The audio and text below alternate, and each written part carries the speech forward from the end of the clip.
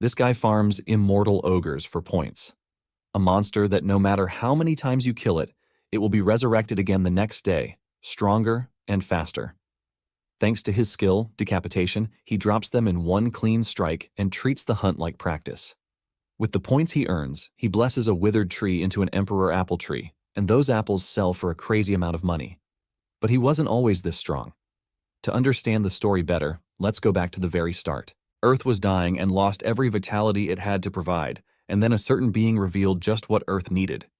The Absolute being advised to dispatch to another world, and with this, dispatchers, who are now regarded as heroes, left the Earth for other worlds. From the other worlds, dispatchers are able to bring back new things that are essential for humanity's survival. Our MC, Chansu, is working a trash gardening job, but he wishes that he could become a dispatcher too.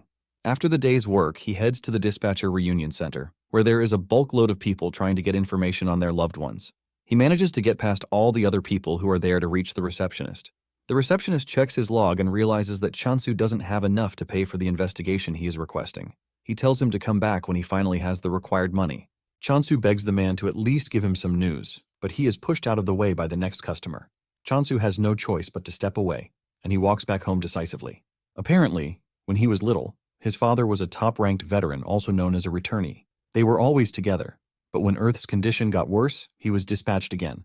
And since then, he hasn't seen his father again.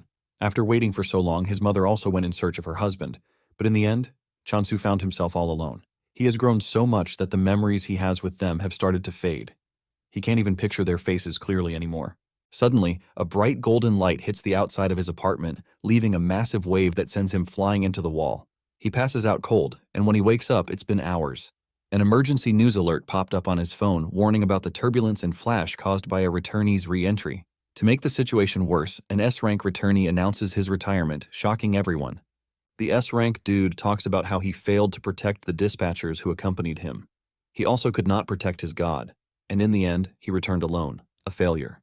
The dude says he can no longer dispatch because he has lost the ability and the qualification to do so. Apparently, the earthquake and the bright light were a result of his re-entry. With a broken voice, the dude announces his retirement, while asking everyone to do their best to protect Earth. This is basically bad news for everyone because Earth's population has grown below 500 million, making it hard to raise high-ranking dispatchers. Chansu cannot believe that the dude failed at his mission, and he is also retiring from it. Just then, he hears a knock on the door, and he wonders who it could be. He stands and he walks to the door, wondering why he is getting a visit because it is very unusual. He opens the door and hears a voice calling him, but he doesn't see anyone standing at the door. Just as he is about to start believing that he is going crazy, the voice directs him to look down. Chansu stares down to see a cute talking bunny holding a tablet device and staring at him. This scares Chansu so hard that he falls on his arse, but the rabbit simply continues with his business, asking him if he is Chansu. The rabbit then tells Chansu to calm his nerves because he brought wonderful news for him. The rabbit smiles, congratulating Chansu on becoming a dispatcher. Chansu is shocked to hear this, forcing him to ask the rabbit again if he knows what he is saying. The rabbit admits that Chansu is probably confused, but he assures him that it doesn't take away the fact that he has been chosen. Since Chansu is acting suspiciously, the rabbit suggests that they move to another location. As they walk through an unfamiliar hallway, the rabbit asks Chansu if he has any special skills, because most people have at least one. Chansu then replies that he is the highest in the trash league, which is why he is not even qualified to be a dispatcher. However, he is pretty good at trimming trees or flowers. The rabbit is shocked to his bones when he hears this, and Chansu is also surprised that the dude approached him without knowing that he is worthless. The rabbit then calms himself down, saying there is always a reason for everything. He assures Chansu that he might be worthless, but it doesn't change the fact that he was chosen. Chansu is completely blown away because he never expected to find himself in the dispatch center, which means a chance has finally come for him.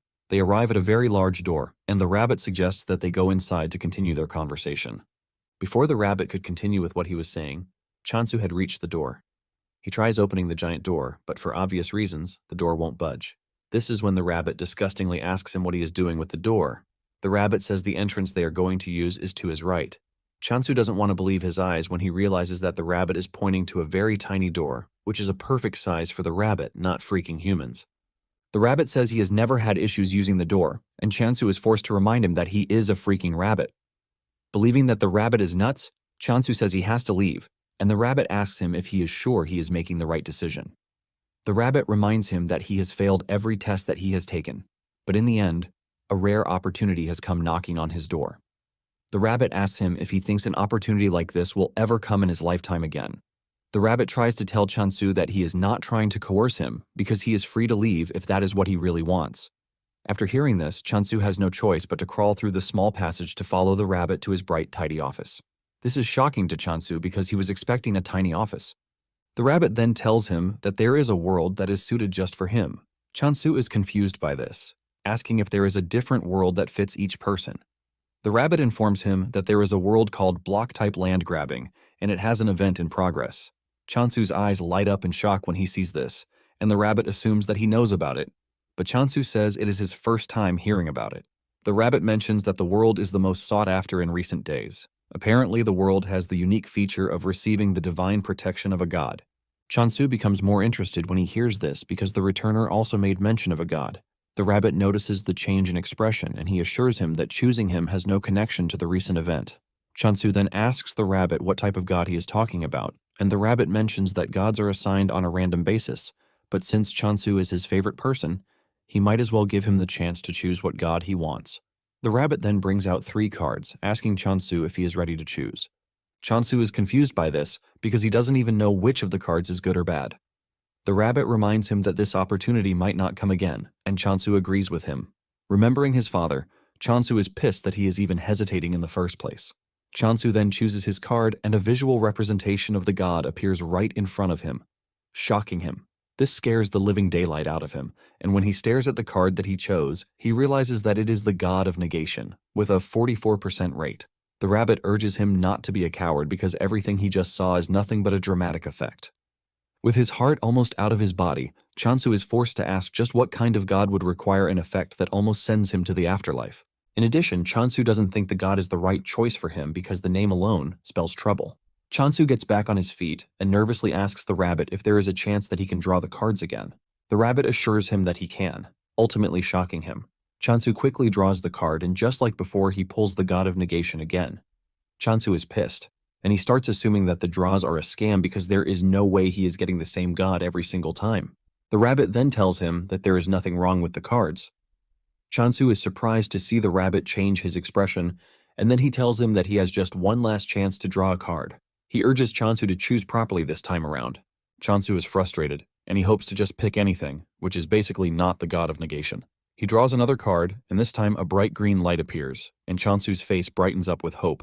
This time around he pulled a card, which is the goddess of abundance, but it has a less than 1% probability. He is about to lose interest when he sees a visual representation of the goddess, and boy, she is freaking hot. Even the rabbit can see the practical imagination on Chansu's face. The rabbit smiles, asking Chansu if he would like another chance. This shocks Chansu because the dude literally just told him he was giving him the last chance. Chansu then asks the rabbit what would happen if he decides on the current card, and the rabbit lets him know that he would have to depart immediately. Chansu is shocked to hear this, and the rabbit asks him if there is any reason for him to hesitate. He tells Chansu that he has a rare chance to go from being a dispatcher to becoming a returner. The rabbit starts feeding his head with sweet imaginations of how people will celebrate him for being a hero. The rabbit tells him that being a dispatcher will give him a very good life, which is 10 times better than the one he is currently living. Chansu realizes that the rabbit is actually right because his life is basically worthless in the first place.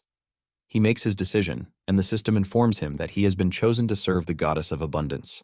The image of the goddess is shown to him, and it is just what he imagined in his head. Chansu smiles, believing that he would be able to do anything if he were with such a goddess. Chansu then asks the rabbit where he is supposed to go. The rabbit opens a portal, saying it is time for them to go. But just then, he pushes Chansu straight for the portal. Chansu fears, asking the rabbit if it is really safe for him to enter the portal. The rabbit teases him that the portal is beautiful, but to Chansu, he is staring at an obvious death trap. Nonetheless, he has no intentions of backing down, as he plans to become very successful to show his haters that they are trash. While he is busy thinking about how he is going to become successful, the rabbit pushes him into the portal.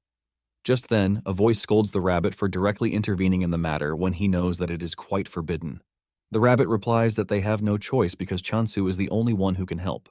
While getting sucked into the portal, Chansu spots the loading screen, and a tip pops up, telling him the percentage signifies the size of the god's faction. This shocks Chansu to his bones because he thought the percentage was a probability, but it turned out to be something worse. Chansu finally makes it to his new world, with the pain that he is just learning about something so crucial.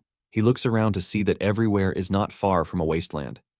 In addition to the goddess not having a faction, he has found himself in a doomed land. Seeing this, tears fall out of his eyes, and he concludes that he is done for. Chansu was expecting an abundant land, but everything he is staring at is nothing but a wasteland. The system window pops up again, welcoming Chansu to the world of digging. It tells Chansu that he is the apostle of the goddess, and he is required to secure as many land rights as possible through digging. Before he starts doing anything, he thinks of looking around first.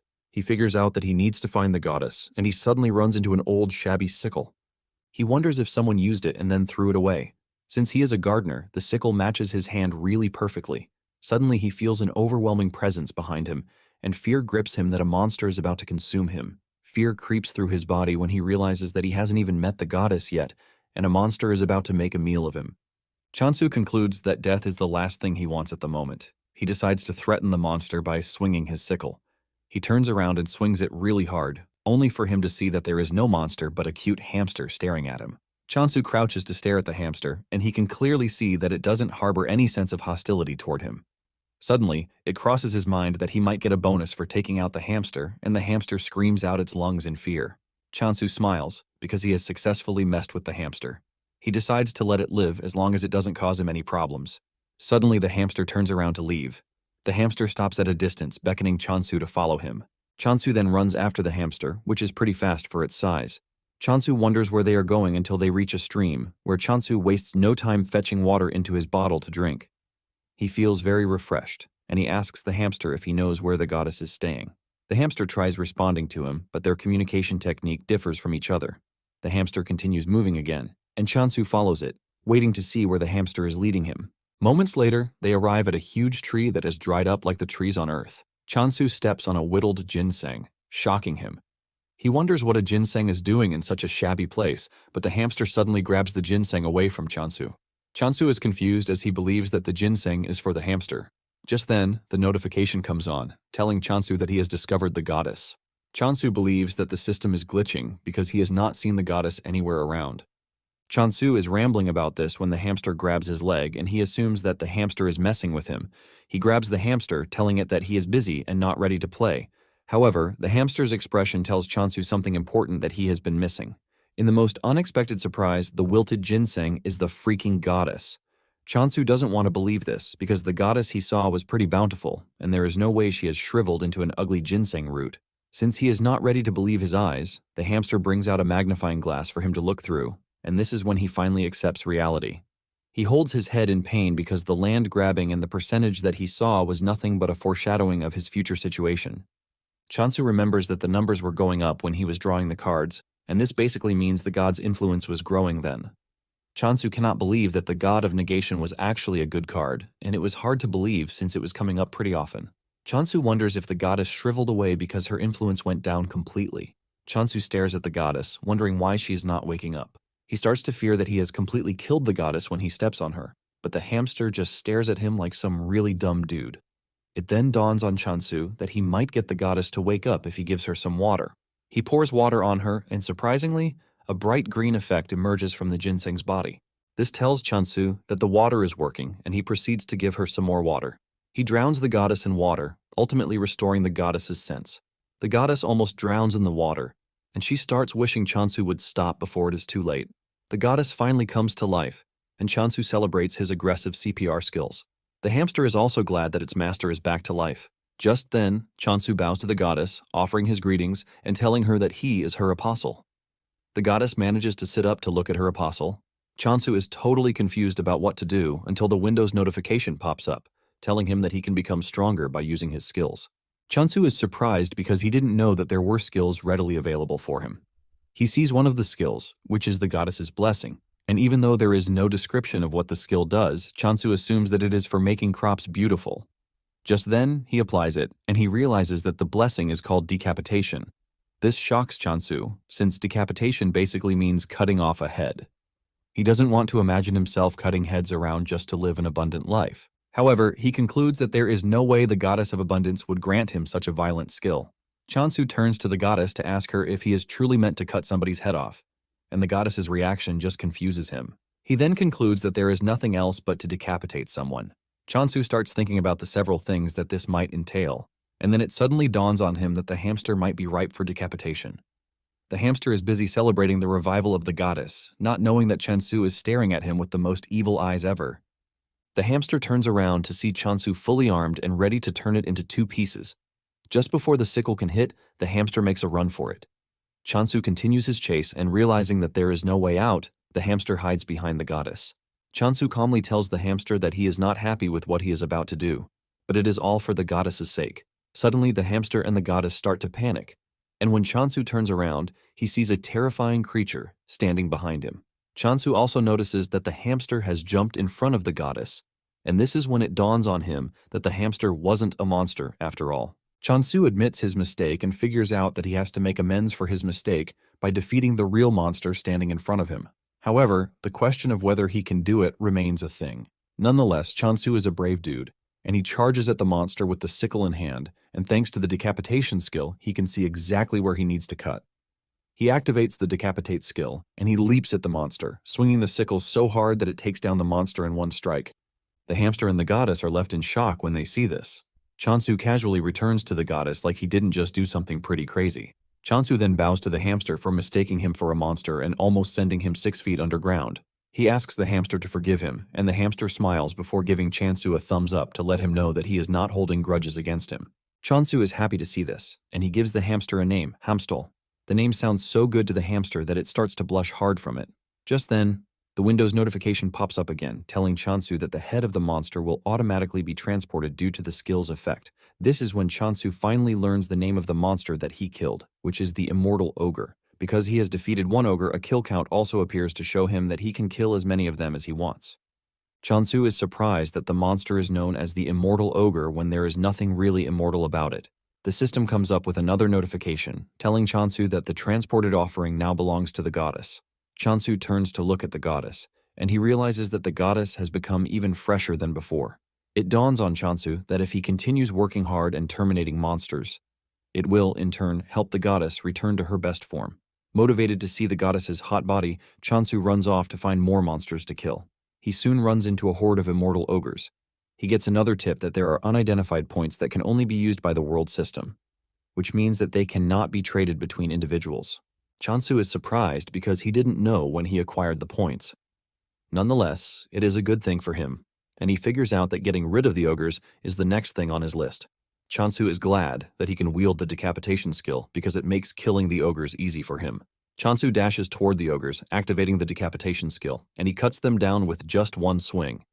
Another tip pops on, telling him that he can acquire points by killing monsters. Chansu sees this as a go-ahead to kill as many monsters as he can because the system just gave him the go-ahead. Chansu has defeated 4 immortal ogres already, and he thinks of killing about 100 just for the feel of it. After defeating the first wave of monsters, Hamstall celebrates on Chansu's shoulder as if he were the one who defeated the monsters. Chansu then asks why the monster is called an immortal ogre when they die too easily for something that should be eternal. Since no one can answer his question yet, he figures out that he will get the answer to his question if he continues defeating the monsters. Chansu returns to the tree to find the goddess looking even more beautiful than before. Chansu smiles because the effect is coming in faster than he even thought. He is excited to see the goddess return to her original form. The goddess then points to the huge tree, leaving Chansu confused about what he is supposed to do. It then dawns on him that the goddess is asking to be lifted into the tree. Chansu helps the goddess up, but the goddess beckons to him. The system then tells him that he can use the Blessing of Abundance, but every skill consumes points. Chansu touches the tree and activates the Blessing of Abundance. He pours all of his skill points into it, and with the help of the skill, he makes the tree bountiful again. By the time he is done, he is surprised to see that the tree is an apple tree, and there are apples hanging everywhere. He plucks one of the apples that looks really giant. Even though he has not seen an apple before, something tells him that it shouldn't be that big.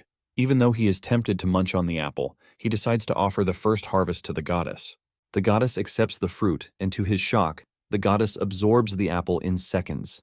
This leaves Chansu questioning the possibility of what he just witnessed. He realizes that the goddess is quite powerful and figures out that getting on the goddess's bad side is not a good thing for him. Chansu leaps onto the tree to fetch a bunch of apples so that he and Hamstall can both eat. Chansu figures out that he has to be pretty strong because the goddess he serves is not one to joke around with.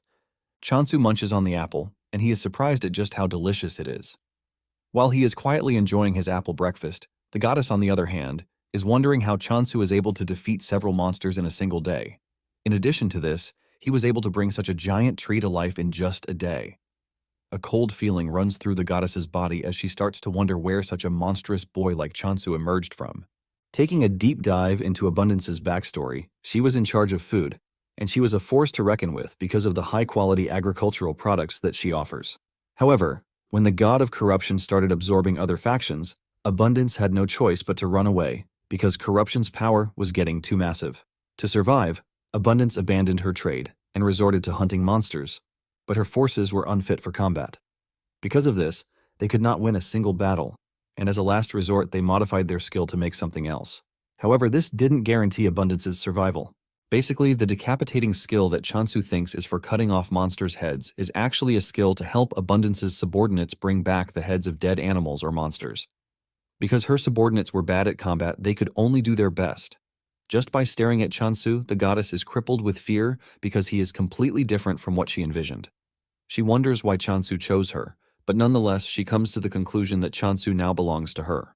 Chansu is trying to get another apple fruit when the goddess clings to his leg, and this scares Chansu, who believes that the goddess is trying to absorb him. But the goddess is only trying to hug him to thank him for everything so far. Later on, the goddess falls asleep, and Chansu lays her on the altar to sleep, but a loud thunder strikes out of nowhere. Chansu fears that this will wake the goddess, but to his surprise, the goddess remains fast asleep. Just then, Chansu realizes that apples alone won't sustain him. And at that moment, the system informs him that the delivery event is now in progress. Chansu is surprised to see that something like this exists. However, to make a delivery, he has to be able to contact those back on Earth. However, he notices that Hamstel is also tired, and he lays him beside the goddess. He even covers the two with leaves to serve as a blanket. Meanwhile, at the Reincarnation Trading Company, Hasujin, the Apostle of Reincarnation, bursts into her boss's office to scold him for giving him more work, even though she is already busy as it is. It turns out that they have gotten the order to deliver apples. The order also states that there is no money involved, which means that they are going to barter apples in return for goods. Haesujin screams at her boss, asking if she did something wrong, and he decides to punish her with this trash of a job, but her boss says no. Her boss tells her that the business trip to get the apples is actually good for her because she won't have to work, and this will serve as a break for her. Her boss tells her that staying at the office means more work for her, and he urges her to use the trip to clear her head a bit. Haesujin argues with him, saying there is no one else to send on the trip, which is why he is sending her. Her boss chuckles nervously because she might be right with her deduction. Her boss urges her to get a move on because she might just discover something lucky on the trip. He waves her goodbye, hoping that something good comes out of the trip. Haesujin checks out the order logs and realizes that there are a bunch of deliveries that she has to do, and she hopes that it is worth it, or else there is going to be a big problem. Meanwhile, Chansu has been gathering apples in preparation for delivery. While Chansu is gathering the apples, Hamstel is having a field day with them. Chansu soon finds him munching on the apples, and he grabs him, telling him to stop messing around with the apples.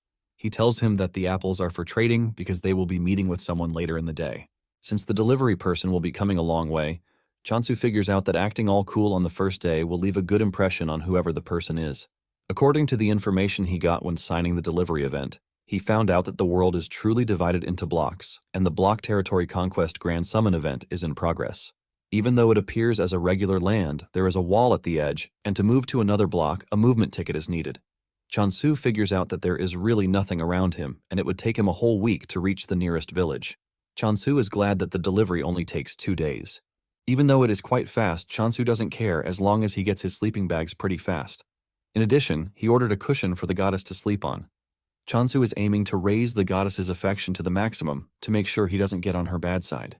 Chansu also notices that the immortal ogres have been showing up on their own since the day before, which is a good thing for him. He has finally figured out in the name that the immortal is more or less a reviving term.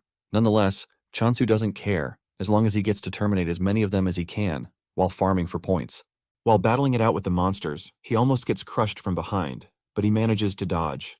This is when it dawns on him that the monsters have gotten slightly faster. He assumes that the monsters grow stronger just like skills do. Even with this, Chansu feels no danger coming from them whatsoever. While taking out the monsters, Hasujin is watching from the sky, and she has the same reaction as everyone who has witnessed Chansu take on the monsters. All she sees is a crazy, overpowered dude who has monsters for breakfast. Apparently, the immortal ogre was once considered the main hunting target for most dispatchers because it provided more points than regular monsters. However, no matter how many times it was killed, it always resurrected the next day, stronger than before.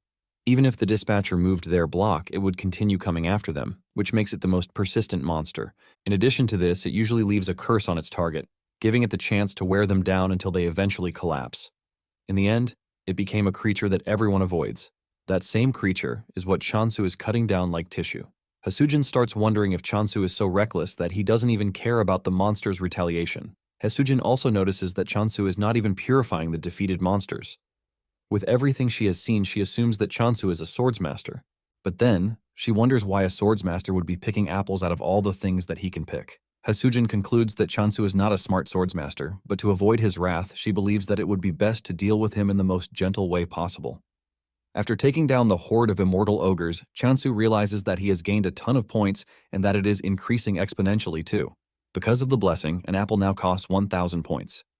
Chansu figures out that hitting 100 is not going to be a problem for him. He had been wondering why there was a shrine in the region in the first place, but it appears to be a jackpot for him. Just then, Hasujin approaches him and she humbly bows to him. She introduces herself, revealing that she is from the trading company and that she has come with Chansu's delivery. Chansu excitedly shakes Hasujin's hands, saying he is actually impressed that she managed to find the block on her first try. Deep down, Hasujin is scared because Chansu is a powerful dude, and she has to be very careful not to get on his bad side.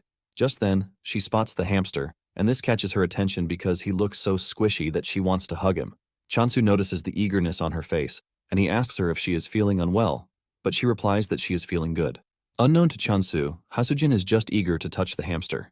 Chansu then tells Hasujin to follow him so he can lead her to where the apples are.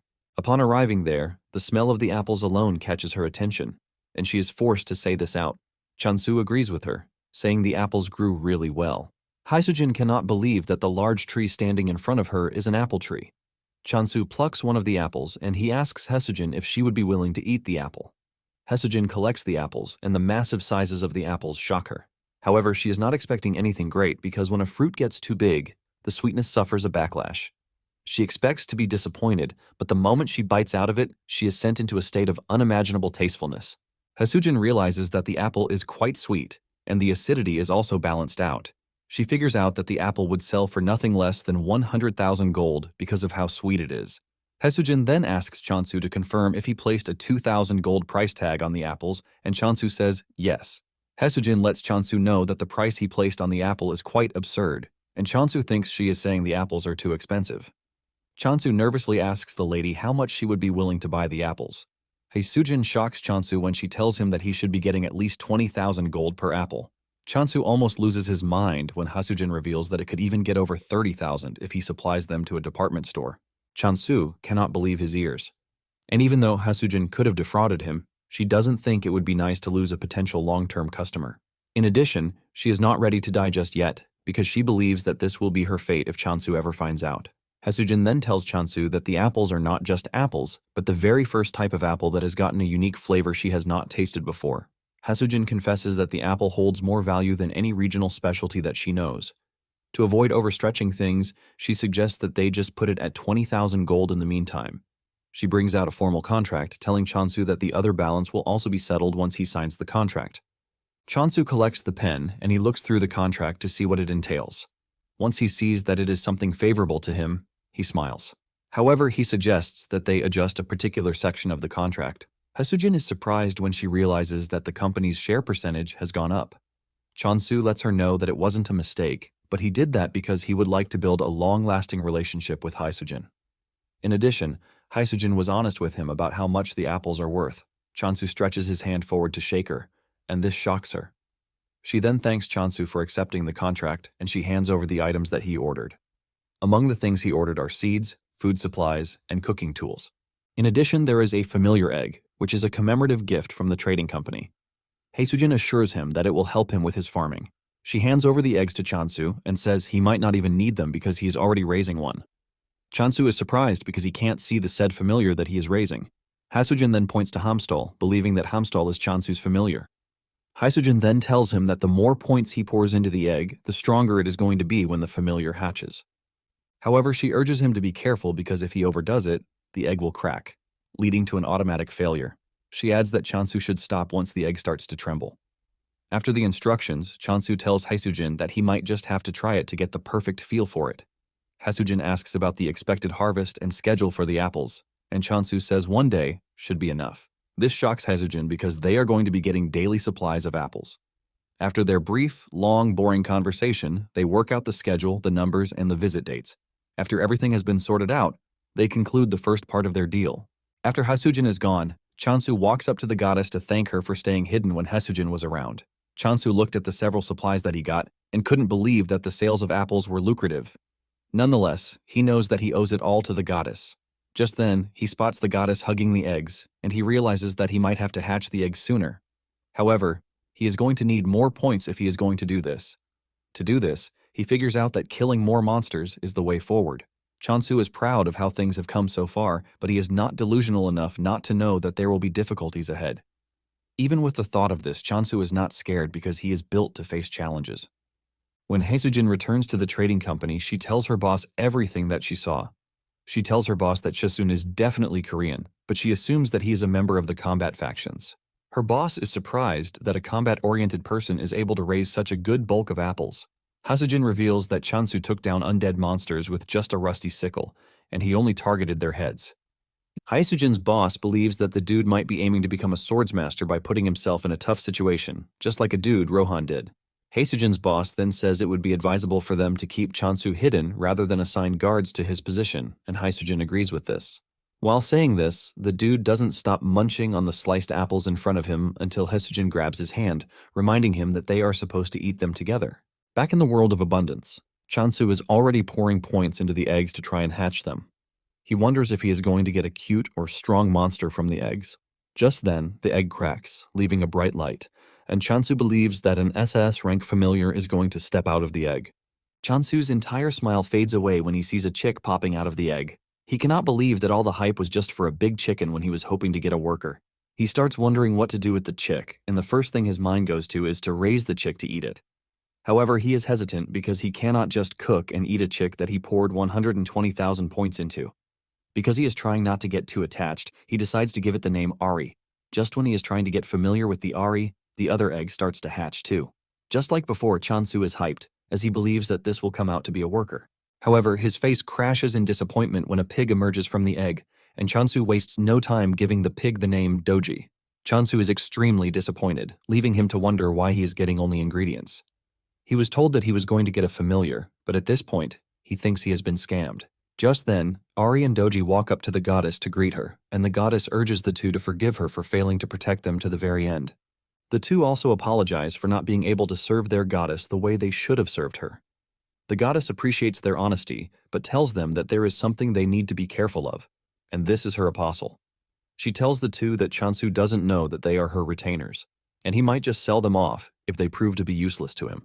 To make it worse, he might even eat them, and the two can feel the scary aura coming from Chansu, which makes the goddess's claim valid. The goddess urges the two to be on their best behavior until Chansu is able to obtain the communication skill. The two agree with the goddess, saying it would be better for them to just observe as it is. The next morning, Chansu heads out as usual, and his main targets are the undead monsters. Doji and Ari wake up early in the morning to hear commotion everywhere. The sleep disappears from their eyes when they see Chansu running about, cutting down undead monsters. This is when it finally dawns on the two that Chansu is pretty dangerous, and the goddess was not joking when she told them to be on their best behavior. Ari tells Doji that Chansu was staring at them in the weirdest way, and Doji panics when he remembers this. Just as he finishes taking out the undead monsters, Ari and Doji appear with a towel on their head. They praise Chansu for the hard work and tell him to clean up with the towel. The two have seen Chansu in action, and they have finally understood what the goddess told them about being useful. Chansu thanks the two for being thoughtful, and after cleaning up, he offers them an apple. Doji rushes toward the plate while Ari is trying to act like he is not a glutton. Chansu is happy to feed the two because he once heard that grape-fed pork always tastes better. Ari tries to stop Doji from eating so he won't grow into Chansu's desired flavor. However, Ari also gets drawn in by the flavor of the apple because of the amount of points that Chansu poured into it. Nonetheless, he manages to control himself. Chansu then offers him grains and he jumps on the grains without wasting time. To him, he is making the right decision because he is never going to grow into fried chicken like Doji. After this, Chansu moves over to farming. He has Doji dig the ground, while Ari plants the black bean seeds. Chansu then covers the ground and gives the seeds water before adding the blessing of abundance. In no time, Chansu has a farm with healthy plants covering it. Chansu holds one of the seeds in his hands, and the moment Ari spots the seed, he locks in on it.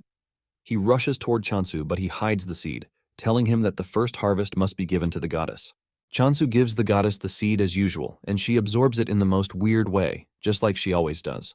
Chansu then tells Ari and Doji that it is time they eat because they are going to plant potatoes later. Unlike before, Ari consumes as much food as Doji. The two end up looking like inflated balloons, and Ari believes that he is done for because he couldn't hold back his hunger. On the other hand, Chansu is just happy that the two are eating well, and this serves as a motivation for him to plant more crops that they are going to enjoy. Just then, his mind crosses the apples, and he hopes that they are selling well on the market. At the store, Hasujin's boss notices that the apples are the only items left for sale. A lot of people have gathered, but none of them are ready to buy, which is expected. He had even decorated the apple and packaged it well to make it more pleasing, but people don't think a single apple is worth 200,000 gold. He is left scratching his head in frustration because he has no idea how to convince people that the apple is actually delicious. He is pretty sure that everyone will change their minds after just a bite, but the problem is getting them to have a bite. Suddenly, he hears someone purchasing the apples. He rushes to the attendant to ask him what just happened, and the attendant reveals that all of the apples are sold out. He doesn't want to believe this, since there was still a bulk load of it some minutes ago. The attendant reveals that someone tasted one and then bought everything. The signature on the payment slip says Rohan, and this is when it dawns on the manager that the person who just patronized them and bought out the apples is none other than Rohan, the pioneer of the handicap training method. Rohan is also known as the unrivaled swordsmaster, which makes him a big deal, and the manager admits that they have struck gold. This ends up making the news big time, and everyone believes that the apples are what Rohan ate to become a swordsmaster. Haesujin's boss, Ryuwoo, starts getting calls from everywhere. Everyone wants a box or 100 boxes of the miracle apple. A week after Chansu arrived in the abundance world, he admits that he has been living life greatly. He has potatoes with him, and he is ready to cook. While cooking the tasty potatoes, Doji is already holding his leg to let him know that he is interested. Chansu simply reveals that he is not making the potato for him because he just finished eating his own meal. Nonetheless, he still gives him some to eat. Moments later, Haesujin shows up, and she is surprised to see that all of Chansu's familiars have hatched. To Haesujin, she is staring at a bunch of cute teddies that she can hug to feel better. Meanwhile, Hamstal and the other two are covering the goddess to make sure that she is not exposed to Haesujin's glaring eyes. Chansu then asks Haesujin why she came. Haesujin mentions that she has some good news for him. She brings out sales receipts to tell Chansu that all the apples sold out, and they all sold out for the tagged amount too. Chansu holds his head in shock and amazement because everything went off in just 2 days. Haesujin tells him that the most unbelievable part of everything is that everyone now wants a taste of the apple. Chansu is blown away because he never saw apple as something that would command so much money. He remembers that apples were usually sold for less than 1,000 gold. Because he's getting 30% of the profits, Chansu realizes that he is going to make at least 60,000 gold per apple. With a simple calculation, he realizes that he would have gained 3 million in one day if he managed to sell 50 apples. Chansu's mind blows out of the roof when he realizes that an annual profit of 1 billion is coming his way. Chansu is glad that he is on the right trajectory, and he believes that with this, he might be able to find a clue about his parents. Chansu tells Haesujin that he is not a mood killer, but he asks her how long she thinks the hype over the Emperor apples will last. Chansu knows that the apples are currently popular, but he also knows that there is no way they will continue selling for that huge amount in the future. Haesujin then assures Chansu that she understands his concern, but lets him know that 100 apples a day to a target audience of 1 million means they will still be in business for 27 years. Chansu is shocked to hear this, and he assumes that it is an overestimation. Haesujin then tells Chansu that he has nothing to worry about. Haesujin then asks him if he has thought about increasing his apple production. Chasun smiles nervously, saying he has grown other crops too, and it will be nice if she tastes them. He assures her that they are as tasty as the apples. Haesujin's eyes light up like a goblin when she hears this. Chansu then tells her to sit tight while he serves her potatoes first. Haesujin takes a bite out of the potatoes and she melts in sheer joy at how sweet they are. She starts imagining all the good things that will come out of the potato if managed right. Just then, Chansu shows up with pancakes and fries. Haesujin shed tears as she consumed the food in front of her. She mentions that the potato fries can be considered a main dish instead of a side dish. Chansu then finishes the combo with roasted sweet potatoes. The moment he serves this, Doji and Ari go crazy, demanding that he give them too. Chansu then suggests that they all eat together. Chansu notices that Ari is looking skinny, and there is one explanation for this. It is basically because Doji has been stealing Ari's food, preventing him from eating properly. Hamstal jumps on the table to eat with Hasujin, and Chansu asks Hasujin for her thoughts on the potatoes because he plans on selling them too. Hasujin thanks Chansu for the delicious meal and then asks if there is a way he can grow the crops and also increase apple production. Chansu replies that it would be difficult, since he is going to need more points. At the same time, Chansu doesn't think it would be wise for him to use all of his points on farming. Hasujin lets Chansu know that his efforts are appreciated, but she urges him to focus more on apples. Hasujin mentions that all of the apostles are Korean, and the culture of the world is built on this. Hasujin says the food is amazing, but lets Chansu know that it is hard to charge a premium price for crops alone. Hasujin says the crops won't be as profitable as apples even if people start to demand them. Hasujin goes on her knees, begging Chansu to consider apple production as his primary assignment. Realizing that there is no changing her mind, Chansu asks her if 100 apples a day will be enough, and her eyes light up when she hears this. She thanks Chansu for reconsidering and putting her suggestion into the books. The next day, Chansu steps out to hunt monsters as usual. Doji asks Ari if it is important that they follow Chansu every time he steps out, and Ari screams at Doji, telling him that they are the only ones who can keep watch, because Hamstal is basically useless. Unknown to them, Chansu is actually wondering why the two keep following him everywhere, and he assumes that they are combat-type familiars. Chansu doesn't think there is any way actual familiars will be pretty useless to the point that the only thing they can offer is to eat. His conviction soon goes down the drain when he sees the two getting chased down by an undead monster. Chansu blames himself for thinking the two are worth the hype he was giving them in the first place. Just then, Doji trips, giving the undead monster the chance to close down on him. Chansu tries to reach him, but the distance is just too much for him.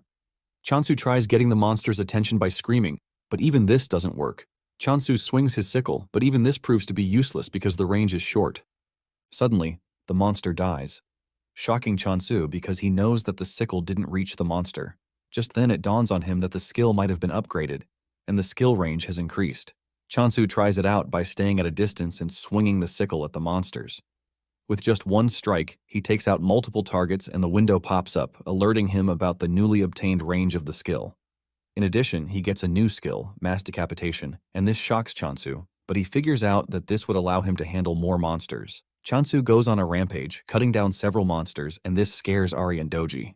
The two immediately run back to the goddess, who is shocked to see them back so soon. Ari tells the goddess that Chansu might have gotten stronger, but at the same time, obtaining the communication skill is also important.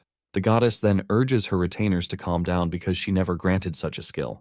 Doji then tells the goddess that the name of the new skill is mass decapitation, and this name itself shocks the goddess. Fear crept through her body as she thought about this because it was her first time hearing it. Even the goddess has no idea what type of person Chansu is at this point. She assumes that he is a grim reaper sent from hell. Just then, the goddess tells the two that she might actually have an idea of what is happening.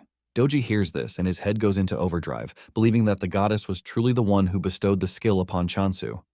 Ari is forced to slap Doji for being so dumb, and he tells him to hear what the goddess has to say before coming up with his trash ideas. Ari then asks the goddess what she thinks happened, and the goddess replies that the apostle's skill has evolved. The goddess mentions that decapitation skill is a modified version of the harvesting skill. She reminds them that the evolved skill allowed the user to engage in a wide range of harvesting, just the same way that the goddess thinks Chansu's skill has evolved into mass decapitation. Ari is surprised to hear this, and he mentions that this was something first-year apostles only could do. The goddess agrees, saying this is exactly why Chansu is pretty scary. However, the goddess thinks he is a thankful dude, which makes things a bit better. The goddess says Chansu might be growing at an exponential rate, but it is all thanks to his growth that they are safe to some extent. The goddess then says she will give Chansu the communication skill once he returns. Moments later, Chansu returns, and the goddess excitedly gives Chansu the chance to pick between two new skills, since it is against the rules to define an apostle's path. Chansu stares at the status screen to see that he has two skills that he can choose from, which are the promise of abundance and communication. The goddess is confident and assured that Chansu is going to pick the communication skill. The goddess can't wait to tell Chansu to stay away from danger and also to thank him for everything he has done so far. After taking a minute to think about his choices, Chansu picks the promise of abundance skill, shocking the goddess, who least expected this. Before making his decision, Chansu had stared at the screen for some time to know which skill would work best. He stared at the communication skill and realized that it was just a skill that allowed him to communicate with plants and animals. The horror of hearing Ari and the others scream at him whenever they are pissed made him realize that he is going to have a really hellish life if he picks the communication skill. Since there is a saying that ignorance is bliss, he decides that choosing the communication skill would be a wrong move. This is why he went for the promise of abundance instead. And the moment he picked the promise of abundance skill, he realized that everyone is pretty gloomy. He now has 2 skills on the board, but just like before, there is no description for the skill. Chansu then picks out an apple with the intention of giving it to the goddess as a first offering. But to his surprise, the goddess turns her back to him, and she starts to cry. On the status screen, Chansu learns that depending on how he uses his skill, the points will return accordingly. Chansu wonders why the goddess is rejecting the apple that he gave her. In an attempt to cheer everyone up, he pinches Hamstel's cheek, and this cheers the hamster up a bit. He also rubs Doji's belly to tickle him, but to his surprise, the points are not coming back. Just when he is thinking of what might be wrong, Haisujin shows up in a hurry, telling him that he has to claim the block and defend it. This shocks Chansu, forcing him to ask if someone is planning to attack them. Haisujin says there is the possibility of this because the Emperor Apple has gained much popularity. Due to this, they are forced to limit the purchase of the apple to 1 per person, and even with this, over 5,000 people have made reservations already. The numbers shock Chansu, and Haisujin adds that the people who reserved say they don't even care when the apple arrives, as long as they get it at some point. It is natural that, because of how popular the apple is, there will be raiders who will start targeting the apples and the block. To make things worse, Chansu's block is outside the authority zone, which means there is no protection against crimes. Haisujin wishes that they had some kind of backing because it would have completely changed the game. Chansu thinks deeply about this and realizes that the only backing he has is the goddess. Chansu figures out that if he loses, it is going to be the end for the goddess and the entire region. Haisujin tells him that the first step in curbing this is to claim the block and install a secure gate. Chansu agrees to this, and he says capturing the surrounding blocks to set up a disguised base will put them closer to Haisujin. Haisujin sees this as a really great idea because once they occupy the block and build a door, they won't have to deal with movement restrictions.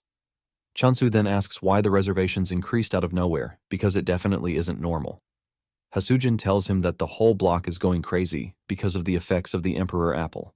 Chansu is confused about the said effects, and Haisujin mentions that there have been claims that the apple is a cure for all. This shocks Chansu, who doesn't think the apple is even capable of everything they are claiming it does. Even Haisujin believes everything, but Chansu doesn't think much about it because it is just an apple. Meanwhile, an annoying journalist is following Rohan as he enters the hospital, and he has his camera ready. Rohan visits his friend Yunsu, who is a grand alchemist. Rohan tells Yunsu that he brought a get-well gift for him, and the gift is nothing but a box of Emperor apples. Yunsu is surprised that Rohan brought the apples for him because he has heard the rumors too. Yunsu takes a bite from it and explodes in pleasure, saying the nutrition and flavor are maxed out. Unsu expresses his shock and starts asking questions about the apple, but Rohan reminds him that he is not a cuisine expert. While Yunsu is slowly eating the apples, Rohan, who brought them as a gift, is munching on them like crazy. Unsu stares at the apple and says there is no way to get this level of perfection out of an apple, even if fertilizer is used. Unsu screams out in horror when he realizes that his friend is eating the apple alongside him, and Rohan urges him to eat fast instead. Yunsu proudly tells Rohan that he doesn't care because he can easily call the Sunhwan department store and just order his own box of apples.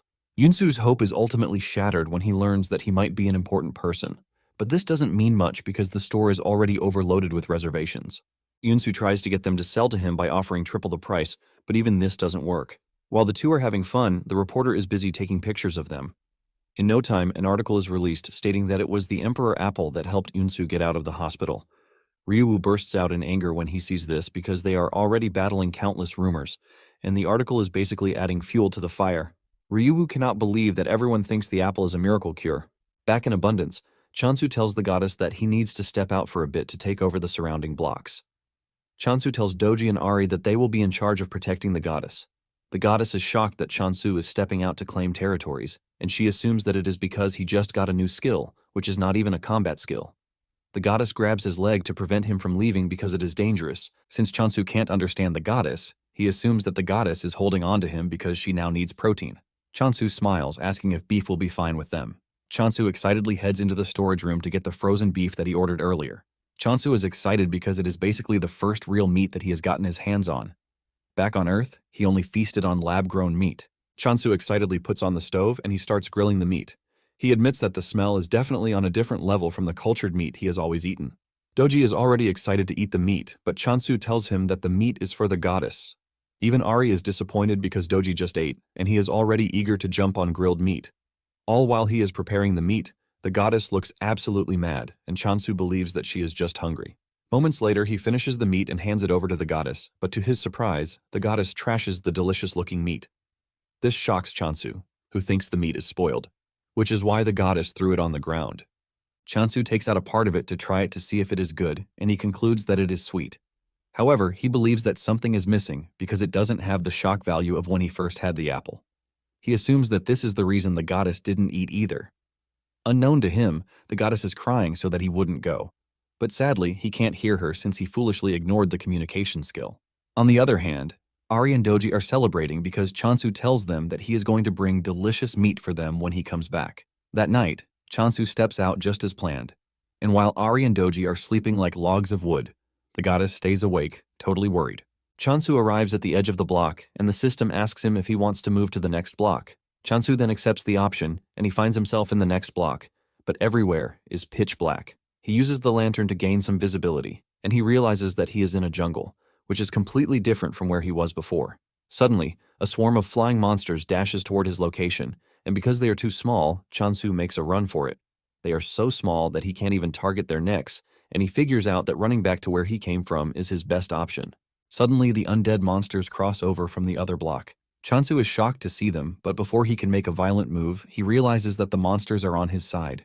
Since he can't hear them, he doesn't know that the undead monsters are ready to protect him from other monsters because they believe that they are the only ones who have the right to kill Chansu. To make sure that they can uphold this, they are ready to protect him. The undead monsters then head straight for the bugs to start wiping them out, giving Chansu the chance to retreat back into his own block. Just then, the system informs him that he has earned bonus points from defeating evolved monsters. This shocks Chansu because he is basically earning points from the monsters that the immortal monsters defeated. Chansu smiles evilly because he has somewhat hit a goldmine of points. He realizes that this changes everything because he is gaining points, and his customers are also increasing. The undead monsters that he was once running from are now bonuses to him. Back at the department store, Haesujin complains about the number of calls and orders that they have gotten. Ryuhu confesses that they have been allowing the rumors to fly for so long, but he doesn't think they can allow it to spiral any further. To curb the entire problem, he tells Haesujin that any mention of the Emperor Apple is strictly forbidden. He says there will be no more response to inquiries or interviews. He suggests that they greet all questions with silence and indifference. Haesujin thinks this might not be feasible because it is going to be total chaos. Ryuhu argues, saying they can't let out a word again even if they are threatened. Just as he mentions this, a sword appears on his neck, making his joke turn into reality. A voice appears from behind, apologizing for startling them. Ryuhu turns around to see that the person who held a sword to his neck is the swordsmaster, Rohan. Ryuhu is crippled with fear, and he asks Rohan why he has come to the office. Rohan says he has talked to Ryuwu's boss already, but he didn't give him the answer that he wanted. However, he hopes that Ryuwu will be more cooperative. Rohan then drops the big question, asking Ryuwu who is responsible for growing the Emperor Apple. In addition to this, he wants to know where the said person is. Ryuwu immediately runs behind Haesujin, telling her to explain things to the scary Rohan. Haesujin is shocked that Ryuwu is hiding behind her when he is the senior and should be the one explaining things. Ryuwu frantically tells Haesujin that he never thought Rohan would bring a real sword to a civilized talk. Haesujin is ultimately disappointed, and she finally understands the saying that bosses are trash. Even though she is scared, Haesujin stands her ground, telling Rohan that the company doesn't joke with their clients' information. The moment Rohan hears this, he pulls out his sword and the two almost faint from fear. Surprisingly, Rohan drops the sword on the floor instead of ripping them apart with it. Rohan then tells the two that he doesn't need them because he is just going to find the farmer by instinct. After saying this, he turns around to leave, shocking Ryuwu and Haesujin. Haesujin has no idea what is happening, and he asks Ryuwu what the dude meant by instinct. Ryuwu reveals that swordmasters usually have instincts that are far better than those of a regular person. He tells Haesujin that he once heard that Rohan solved many problems in the past using his instinct only. Haesujin is blown away by this, leaving her to wonder if what Rohan just said is possible. 2 days later, Chansu was waiting for the arrival of Rohan because Haesujin had already gave him the heads up. He wonders why Rohan has not shown up at his doorstep even after 2 days. Suddenly, he gets the notification that someone has entered the block. Without a doubt, he figures out that it has to be Rohan. He stands by the door, waiting for him to enter any minute, but to his surprise, no one enters. He assumes that there is a glitch in the system since all visitors are expected to enter through the gate. He checks through the system again, and he figures out that it is not a glitch. He decides to check out the surroundings just in case, and suddenly he is hit with a big surprise. Chansu watches as Rohan tears down a section of the barrier with nothing but his sword.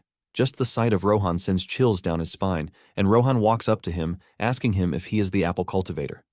Chansu tries to hide his nervousness by welcoming Rohan the best way he can. Rohan goes straight to the point, telling Chansu that he is there to buy apples. Chansu is shocked by the sudden request, and he asks him how many apples he plans to buy. Rohan says he would like 100 apples, but if he can get 200, he doesn't mind.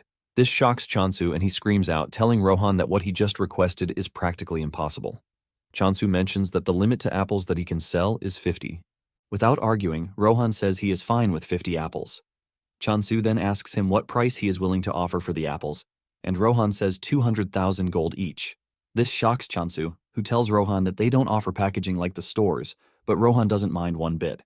Chansu also asks him if he is aware that he just mentioned the department store pricing, and Rohan assures him that he is aware. The amount of money Rohan is offering is so crazy that Chansu is already thinking of selling more for him. Chansu then takes Rohan to the apple tree, and Rohan is already salivating from the delicious apple he is about to eat. Chansu walks up to the tree, and he activates the Blessing of Abundance skill. Without delay, several apples pop out on the tree, and Chansu whips out his sickle, telling Rohan to give him a moment while he harvests the apples. However, Rohan tells him that there is no need for this. He brings out his sword, and in seconds he cuts down all the apples, leaving Chansu in a state of horror. He doesn't want to believe his eyes, and he just assumes that what just happened is nothing but a bug. After concluding the deal, Rohan sends Chansu the agreed-upon money, and he assures him that he will be visiting again next time. Just as Rohan is about to leave, Chansu stops him.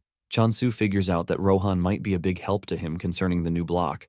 Chansu then asks Rohan if he is interested in other crops because he just grew them, and he is pretty sure that Rohan is going to love it. With a straight face, Rohan asks him what kind of crops he is talking about, and Chansu says potatoes. He has not even finished saying this when Rohan says he is not interested. Chansu pushes further, saying he has sweet potatoes and beans, but Rohan's answer remains the same. After denying all of his requests, Rohan says he is going to leave. Realizing that Rohan is integral to his plan, Chansu makes a desperate move to tell Rohan that he is going to give him more apples than what they agreed upon. Chansu can sense that Rohan is not a bad person, even if he appears to be strange and wild. Chansu then tells Rohan that he needs to take over another block if he is going to continue with the steady supply of apples. To do this, he tells Rohan that he is going to need his help, and in return, he will pay him with apples. Chansu is wondering if his plan will work when Rohan walks up to him, telling him that he has agreed to the offer. Without wasting time, Rohan heads to the new block, with Chansu running after him just to keep up. Chansu is surprised that Rohan is heading to the block immediately, and he starts wondering just how strong the dude can be. Chansu notices that the ground is wet with a strange liquid, which is very different from his own block. Chansu is staring at his dirty shoes when a monster appears behind him. Before the monster can make a meal of him, Rohan drags him off, telling him to stay behind him because hanging around is dangerous. Chansu cannot believe that Rohan is using the word dangerous when he is the one who is the dangerous one. Chansu is surprised that he almost got eaten by a monster disguised as a plant. Chansu then tells Rohan that he doesn't need to do too much, since he will be the one managing the block in the end. Chansu wants to get rid of the monsters by himself. He activates decapitation, and he starts cutting down the monsters like they are nothing. After he is done, he activates the Blessing of Abundance. Meanwhile, Hasujin has entered the block, and she is moving around when she hears Chansu call her name. She looks down to check on Chansu with a bright smile on his face, but the smile disappears when he sees Rohan with Chansu, working on a plant. Hasujin rushes down to ask Chansu what is happening, and Chansu says that since he is planning on taking on the surrounding blocks, he decided to plant his foot in the area. Hasujin screams at him that she doesn't care about what he is doing, but she is more interested in why Rohan is with him. Chansu then explains his current predicament to her. Apparently, when they first arrived on the land, Rohan tells Chansu that he would like to taste the apples grown on the new land. Chansu nervously tells Rohan that there is no land there because it is all filled with puddles. The moment Rohan hears this, he whips out his sword and swings it really hard to clear a large portion of the land. He clears the grass, turning it into a space where Chansu can plant seeds. Chansu is gripped with shock when he sees this, and he wastes no time planting the seed. He then casts the Blessing of Abundance on it, and this is what they were doing when Hasujin showed up. The seed that Chansu just planted has grown into a big apple tree with bright leaves. Hasujin is surprised, but she mentions that the apple smells really weird, and Chansu agrees with her. He says this is because of the environment. Apparently, the apples have double the aroma and flavor, and depending on the point of infusion, the taste changes. Chansu then confesses that he is still experimenting with it. Chansu plucks one of the apples and hands it over to Hasujin, asking her if she is willing to have a taste, but the girl refuses, saying she will pass. Haesujin then spots the plant monsters on the ground, and she calls them ostrich tails. Chansu is surprised because this is the first time he will hear of it. Basically, the monster takes a liking to an ostrich's habits, and it is said to be active only at night, which makes it extremely hard to catch. Haesujin checks out the monster, and she confesses that the conditions look really great. He takes some of its blood into a test tube and then asks Chansu if he was the one who hunted the ostrich tails. Chansu replies that it was all him, assuring Haesujin that Rohan wasn't involved. Chansu asks Haesujin if there is a problem with this, and Haesujin suddenly grabs him, asking him if he is willing to sell them. Apparently, the ostrich tails are said to sell for a high price. Scared of the zombie-like lady, Chansu agrees that he is going to sell them. Haesujin raises her hand in the sky, celebrating like she just won the lottery. Haesujin stares at Chansu like he is the most handsome man on the planet. Haesujin can't wrap her head around the fact that Chansu is skilled in both farming and combat. In addition to this, he even has a swordmaster by his side. Haesujin cannot hide the fact that meeting Chansu is a blessing to her. Haesujin is dreaming about several products that she might still get the opportunity to sell when Chansu calls her name. Haesujin is pissed that he ruined her imagination, and she asks him if he wants anything from her. Chansu reminds her that he ordered some things, and Haesujin looks into the bag to start bringing out all the things that Chansu ordered, like pest control plant seeds. There is also a building construction kit with her. In no time, Chansu builds a portable home for adventurers, and he also plants the pest-repelling seeds in the area. This leaves Haesujin shocked because she didn't know that Chansu has the ability to also grow plants in a short duration of time. Haesujin continues wondering just what kind of person Chansu is. Soon afterward, he purchases the new block, leaving the goddess and her retainer rejoicing like babies. Chansu is also happy because he has finally become a landowner. Apparently, a single block usually consists of 100 ownership units, and once all are acquired, the faction gains possession. Chansu is exceptionally happy because back on Earth, he could barely acquire a single room. In addition to this, purchasing the land comes with a bunch of new features, and the most important one is the block's trait assignment feature. Chansu gets a tip from the system, telling him that the traits assignable to a block depend on the apostle's god or the block's nature. Chansu is happy to hear this because the feature fits perfectly with the goddess's nature. The system asks him to choose a trait to assign to the block, and his options are growth and death. Since growth sounds better than death, he thinks of choosing growth. In addition, he believes that this will help with the goddess's growth too. Chansu applies the growth trait, but things don't look entirely different from what they look like. Chansu concludes that there is no notable difference because it is still on stage 1. He checks out the status window to see that the growth trait affects basically everything. Chansu is smiling until he realizes that there is an option for spawned monster growth there. Chansu almost faints from the fear creeping through his body when he sees this. This basically means the trait has its bad and good attributes. One of the bad attributes is that the undead monsters have partaken in it too. Even though they have grown, Chansu is relieved that they are still manageable. Chansu heads out as usual to take on monsters, and he easily takes them down as usual. He is glad because the undead monsters growing stronger also means more points for him. Suddenly, Rohan appears behind him, shocking him because he didn't even sense his presence. Chansu figures out that Rohan has come to see him because his apple is already finished. Rohan wonders what Chansu meant by already, and Chansu reminds him that it has not even been a week since he got the last batch. Chansu concludes that Rohan is just going to die from eating too many apples. Chansu then asks him how many apples he needs, and he replies that he wants 120, but if he can get more, he won't mind. Chansu then tells Rohan that he would have to adjust the flavor because of the change in environment. He says Rohan will taste one for free. Unknown to Chansu, the goddess and her retainers are gathered under the apple tree. He is shocked when he gets there to find them playing around. The group almost sinks into the ground when they spot Rohan, since he looks pretty dangerous. Suddenly, Rohan swings his sword, and Chansu believes that he is aiming for the group.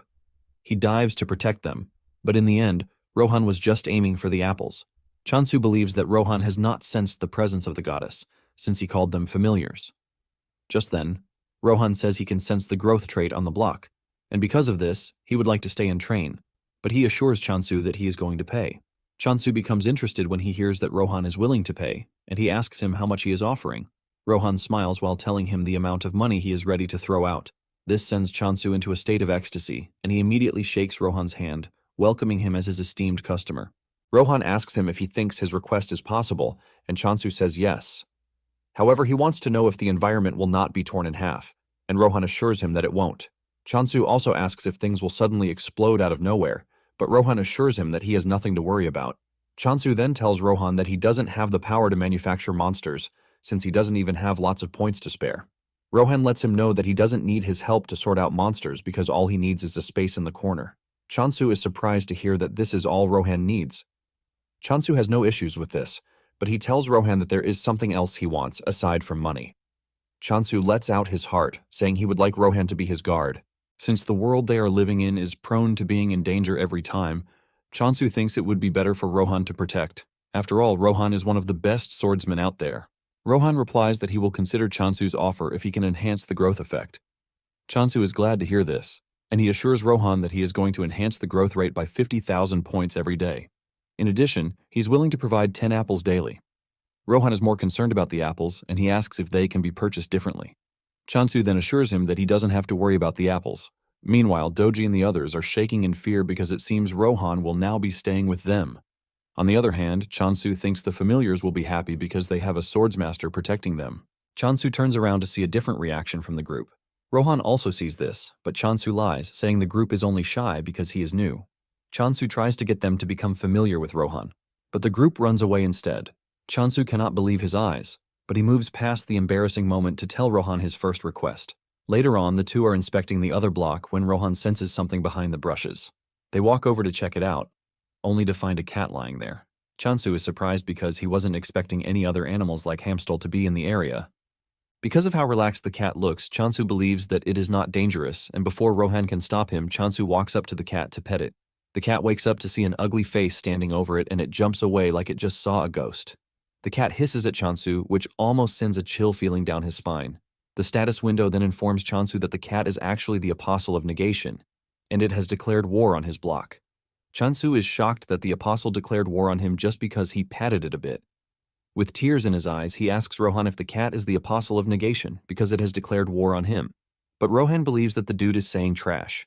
Chansu suspects that the cat is mad because he was touched without permission. Chansu walks over to the cat to try to settle their differences while wondering why he has to fight a little cat. Just then, Rohan shocks him, telling him that he won't be fighting the cat. Rohan says the apostles he will be fighting will appear through the block's border very soon. Surprisingly, Rohan says they will be human. Chansu is shocked to hear this because it was easy for him to kill monsters, but humans are a different story. As if Rohan knows what he is thinking, he tells him that he is free to kill Negation. Rohan lets Chansu know that they have the option to resurrect at the temple. Chansu is shocked to hear this, and he asks Rohan if he is talking about a checkpoint, and Rohan says yes. Chansu considers this an unfair advantage because he and his group don't have the luxury of just getting a second chance if they mess up. Negation apostles, on the other hand, can act recklessly and not suffer the consequences that come with it. Chansu is hyped for the battle, since he is at a disadvantage, and he asks Rohan if he is going to help him with the battle ahead. Rohan replies that he is willing to help if he can. Just as predicted, a group of Negation-loyal monsters and human apostles appear in the block. One of them holds a megaphone in his hand, and he makes a loud announcement telling Chansu to show himself. At the alchemy headquarters, Hasujin has taken the ostrich tail sap for examination. She is thinking about just how impressive Chansu is. She believes that Chansu is strong the way he is with the help of an artifact. Apparently, an artifact is a divine item that is created for those close to a god. Sometimes it is formed from remnants of a dead god, which in turn grants the user the opportunity to use the god's power. After thinking this through, Hasujin doesn't think Chansu is using an artifact because they are hard to use unless they match the deity's nature. Hasujin is thinking about the future possibilities of things when Unsu rushes into the room. Hasujin is shocked and even more shocked when Unsu starts walking toward her. Unsu has the ostrich tail sap with him, and he screams at Unsu, asking him where he got the sap from. The question shocks Hasujin, but without a doubt, she knows that something crazy is about to happen again. Back at Chansu's block, the apostles urge him to step out before they get tired of searching for him. Unknown to them, Chansu and Rohan are hiding in the nearby bushes. Chansu wonders why the dudes are acting recklessly, and he asks Rohan if he thinks this is because they can resurrect even if they die. Rohan confirms this, saying they are probably acting that way due to the chances of getting resurrected. Even though they have little time to engage the enemies, Chansu is relieved to have Rohan at his side. He is basically putting all of his faith in Rohan. Just then, Chansu steps out of his hiding place, holding his sickle. The apostle stares at Chansu like he is some kind of weakling, and he tells him to bring him apples. Another dude makes fun of Chansu, telling him that he is outnumbered and that he has no chance against them. However, the team starts getting nervous because they can't see Chansu do anything, which is pretty weird. After some minutes of silence, Chansu finally speaks out, telling the apostle that he is nothing but trash and that he is not worth worrying over. Chansu is confident that he has the swordsmaster backing him, and before the negation dudes will have to get the chance to do something crazy, Rohan would have dealt with them. The apostle is pissed by this, and he gives Chansu one more chance to surrender the Emperor apples.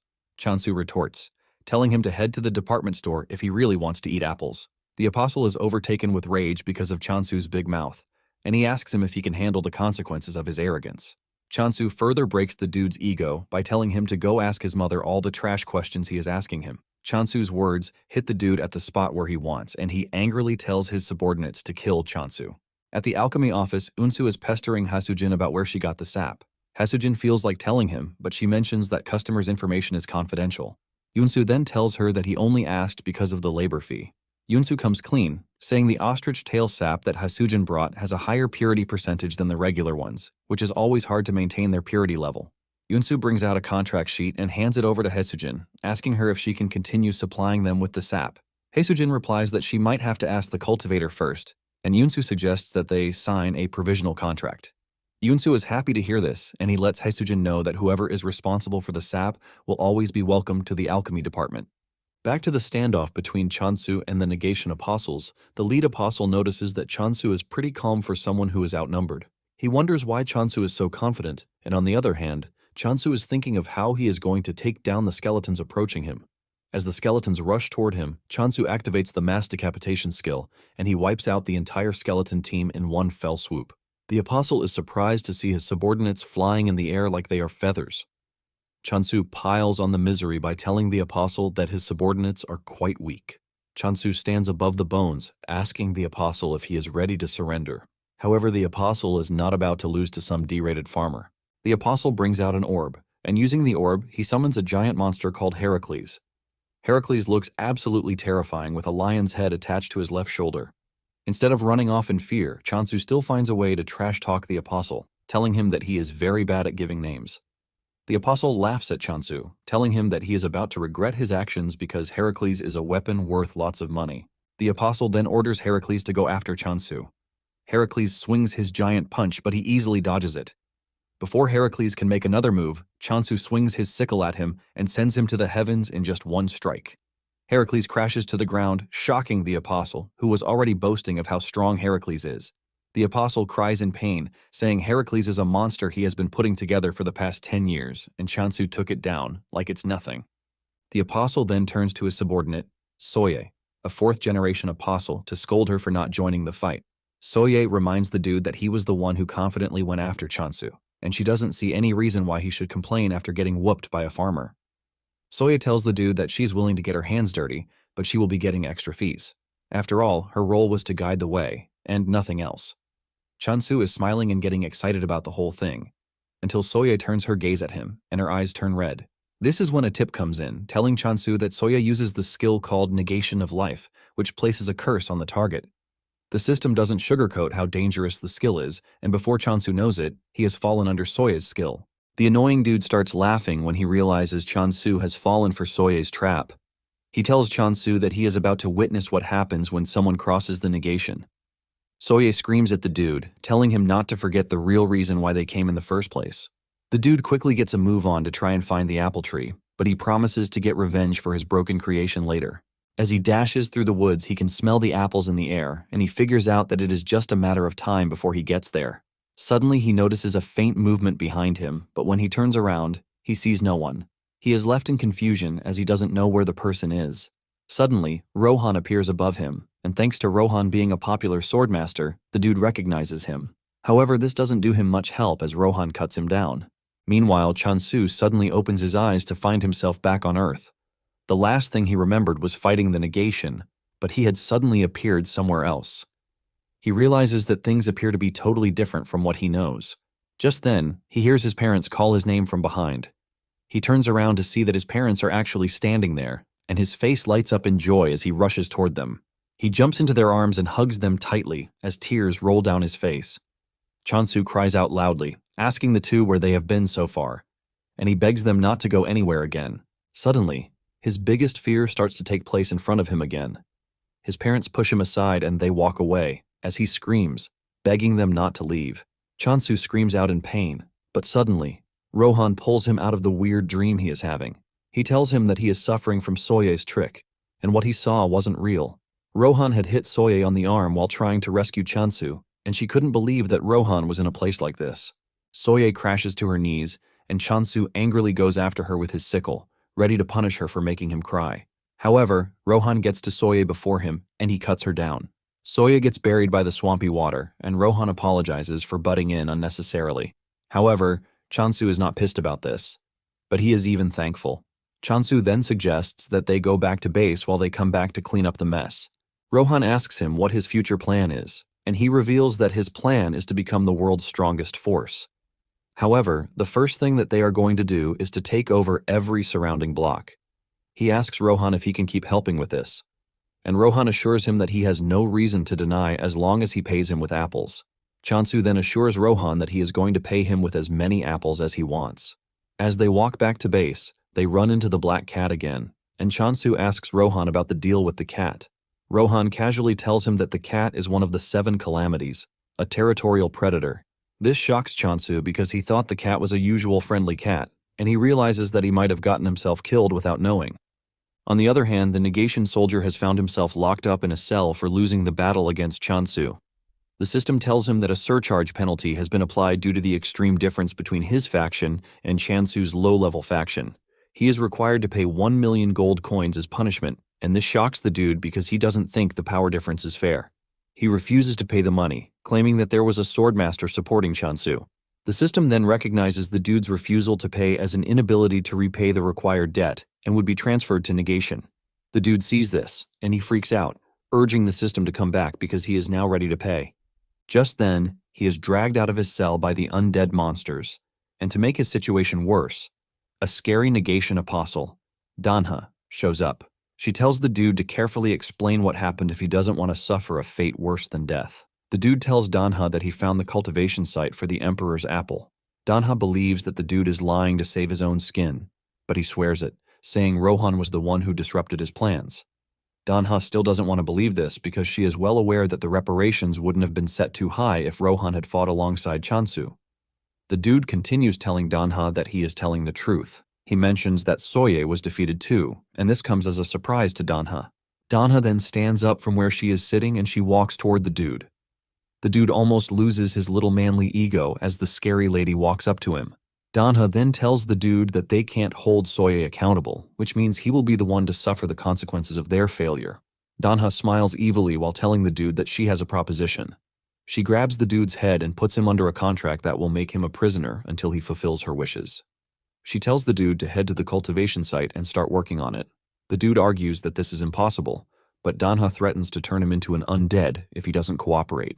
She lets him know that the only way he is getting out of this mess is to find a way to infiltrate the apple cultivation site. On the other hand, Chansu is still freaking out when he hears that the black cat is one of the 7 calamities. Chansu asks Rohan if they are going to be fine, and he lets him know that they would be dead already if the cat wanted them gone. Chansu then asks what would happen if the cat actually wanted to do something bad, and Rohan lets him know that the cat would simply devour their territorial rights. Chansu panics when he hears this because he doesn't even think territorial rights are something that can be eaten. Chansu rushes to check the system, and he realizes that it can actually be eaten, but he is glad that the cat has not decided to eat it yet. Chansu then demands to know why the cat is there, and Rohan reveals that the cat is there for catnip. This leaves Chansu surprised again because the monster is not a real cat, which begs the question of why it is going after catnip. Rohan then points out the fact that the cat has shrunk, and Chansu uses his blessing of abundance to help the cat. The cat rolls around on its back, urging Chansu to touch it, and when he does, he realizes that it is different from touching Homstol because the cat is big and fluffy. Nonetheless, Rohan doesn't want to get carried away because he knows the cat is pretty dangerous and might easily end him if it wants to. Just then, it dawns on Chansu that the cat has been with them for a while, and it would be nice if it had a name. After so much deliberation on what to name the cat, Chansu finally settles for Night Sky. The cat stares at Chansu, demanding to know why he picked Night Sky, and Chansu mentions the cat's attributes that made him choose the name. Suddenly, Chansu gets the notification that he has won the war and he has been given a compensation of 1 billion. Chansu is still celebrating this when he gets another notification, telling him that Negation has requested negotiations. Apparently, until they are done with negotiations, the loser will be retained as a prisoner.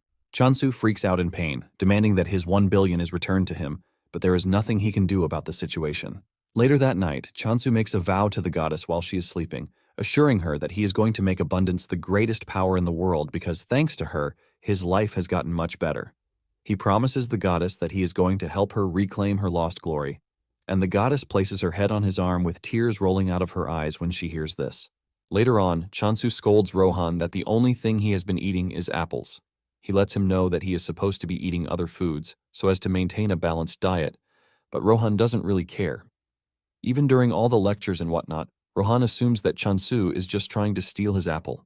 Chansu is forced to leave the matter because he realizes that Rohan is a swordmaster and he can take care of himself. After he is done with Rohan, he walks over to the goddess and her servants. He chose to speak casually to the goddess because he is still trying to hide her identity from Rohan. The goddess's subordinates freak out when they hear this, and they start yelling at Chansu even though he can't hear them. They believe that he is acting all cool thanks to the fact that he has been earning points for them. While the others are freaking out, the pig is the first to figure out that Chansu is probably doing that to protect the goddess, since Rohan doesn't know the goddess's real identity. Just like kids, a brief battle ensues between the pig and the chick, all because of talking to the goddess casually. Shortly afterward, Chansu prepares to leave the temple again, and he assures the goddess that he is not going to stay long. Rohan then tells him that the flow of time in each world is different.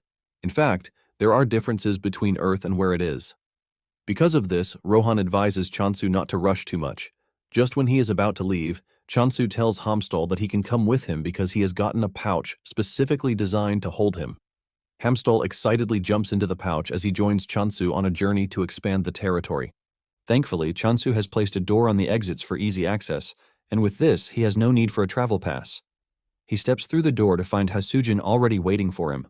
Hasujin freaks out when she realizes that Rohan is still with Chansu, and he lets her know that they have agreed to stay together for the time being.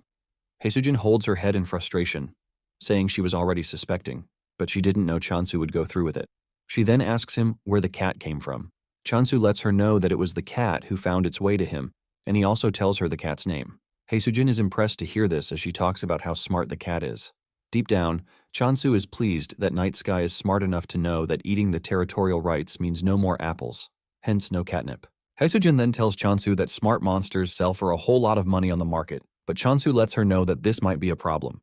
Hasujin suggests that he install a dungeon to make things easy for him because monsters naturally gather in dungeons. Chansu thinks about it for a bit and realizes that Hasujin is right, and the dungeons might come in handy later. However, Chansu lets Hasujin know that there might be a bit of difficulty because Night Sky came from another block, which he doesn't even know. Hasujin gets more curious, asking if Night Sky is a human who turned into a cat. But Chansu lets her know that Rohan claims that Night Sky is a territory devourer. Hasujin is forced to say this out loud, and Chansu confirms it. Hamstall almost dies out of fear when it hears this.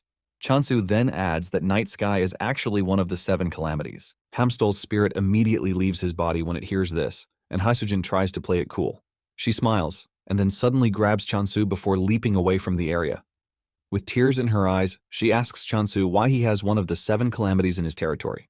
Apparently, there are reports that the calamities can devour not just territorial rights but entire blocks. She demands to know why Night Sky would come, and Chansu says there is a possibility that it came because of catnip. Hasujin doesn't want to believe that Night Sky settled for only catnip when it is not even a real cat. Chansu confesses that he doesn't know either, but he gave some really dumb explanation about why Night Sky might prefer to have the catnip rather than destroy the territory.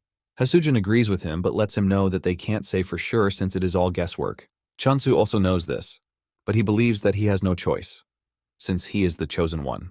Hasujin then asks him if everything is going to be fine because she would hate to come around one day, only to find everything in chaos.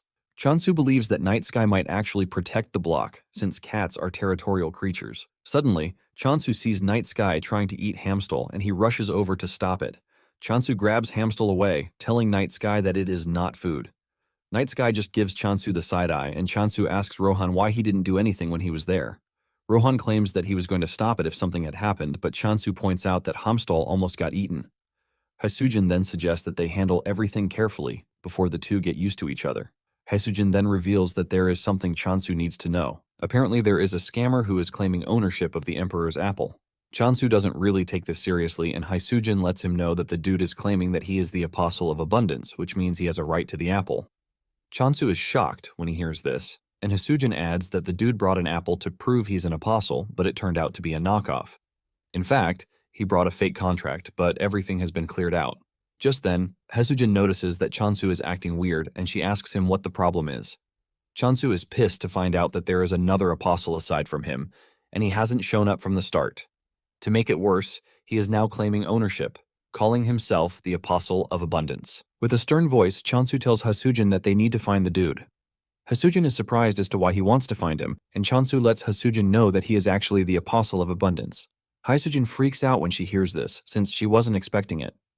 Chansu tells Haesujin to put a bounty on the dude, and in fact, he is ready to pay extra for the artifact. Apparently, if the dude is captured alive, Chansu is willing to pay 100 apples as a reward. Even Rohan gets tickled when he hears the reward that is being offered. Meanwhile, somewhere in Negation's back alley, there is a dude in a hoodie thinking about how he wants to convince Rohan and Chansu. He walks into a shop, and the light comes down on his face to show that it is the Negation soldier, Kim Yoon-hook. Apparently, he is a regular customer at the shop, but the shop owner already knows that he is a broke ass. Yoon-hook gives the shop owner a list of things that he wants, and in exchange for them, he is forced to give out the last prized stone that he has. Yoon-hook then tells the man to give him a good price because this might be the last time they are going to see each other. Realizing that Yoon-hook is totally broke, the shop owner tells him about the bounty that has been placed on the scammer. The moment Yoon-hook hears this, he dashes out of the shop, thanking the shop owner for giving him an opportunity. Apparently, Yoon-hook has finally found the proposal gift he has been looking for to try to convince Chansu. Not long after this, Yoon-hook shows up at Chansu's place. He is accompanied by two of his friends, who also want to serve under Chansu. To properly convince Chansu, he lets him know that he has caught the scammer. Chansu is shocked when he realizes that Yoon-hook had already caught the scammer, given the movement restrictions and all. He is not entirely surprised because the reward was too good to be ignored. Staring at the scammer, Park Hyunmo, Chansu could actually sense the aura of abundance from his body. Since he doesn't look all that much, Chansu wonders how Park was able to deceive people to scam them. Park starts grumbling, telling Chansu to untie him because he is currently practicing insubordination. Chansu angrily whips out his sickle, telling the dude that he sure knows how to piss people off. Park then makes fun of Chansu, telling him that he is only acting tough because he can't possibly kill him. Chansu walks up to him, places the sickle on his throat, and reminds him that they are both apostles of abundance, which means he knows exactly where to cut to finish him off. However, before anything else, he demands to know where the artifact is. Park scolds Chansu, saying he is trying to rob his senior. Chansu simply makes fun of him, telling him that he has been yapping all day long, which is not a good sign of a senior. Yoon-hook ignores the dude and excitedly whips out the artifact, which is a crown made from flowers. Chansu checks out the artifact, and when he realizes that there is no aura coming from it, he confirms that Park is truly his senior. This only makes Chansu angrier because it is exactly because of him that the goddess turned out the way she is. Chansu then walks up to Park, calling him a traitor and letting him know that he has no right to even talk about the Emperor Apple. Park argues that he deserves the rights that come with the Emperor's apples because he is an apostle. Chansu then reminds the dude that he didn't contribute anything, which brings him to the question of what right he has to ask for anything. Park makes the whole thing worse by asking Chansu what he has done too. Park tells Chansu that he is only walking on the foundation he has already laid. He claims that the apples, monsters, and even the temple have all been him from the beginning. Chansu is pissed when he hears this, but he tries to keep a calm profile because, thinking about it, it doesn't appear that Park was working alone. Chansu then asks Park who the hell is backing him. Chansu mentions that it is his job to protect and care for his god, but he abandoned her. To do this, Chansu believes that the dude has something he relied on. Park replies that there is nothing like that because he was only trying to survive, and he ended up driven into a trash place. Chansu then raises his sword to decapitate him, since he doesn't have anything good to say. Realizing that Chansu might actually go through with it, Park screams out in pain, talking about how he didn't have a choice. He claims that he was just a normal human who had never swung a sickle before in his life. Chansu is tired of hearing his BS, and he tells him to just go ahead and tell him who is backing him. Park replies that he doesn't know because they only promised to give him money for life, and he followed. However, he got tricked, and the money never came. Chansu is surprised to hear this because the dude is basically useless at this point. Park starts begging, telling Chansu to forgive him because he would not do such a thing again. However, Chansu lets him know that it is already too late, and he hits him on the head to knock him out. Chansu wants to kill him, but he still can't imagine himself hurting a real person, even though it is a game world. Suddenly, he gets an invite from the god of negation, asking him to convert because if he becomes his apostle, he can easily kill Park. Chansu cannot believe that negation is stalking him.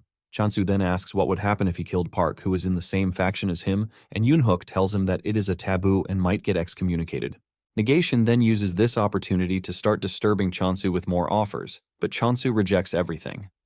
Negation is so desperate that it even suggests that Chansu take a month's break. Chansu is forced to scream out that he is not interested.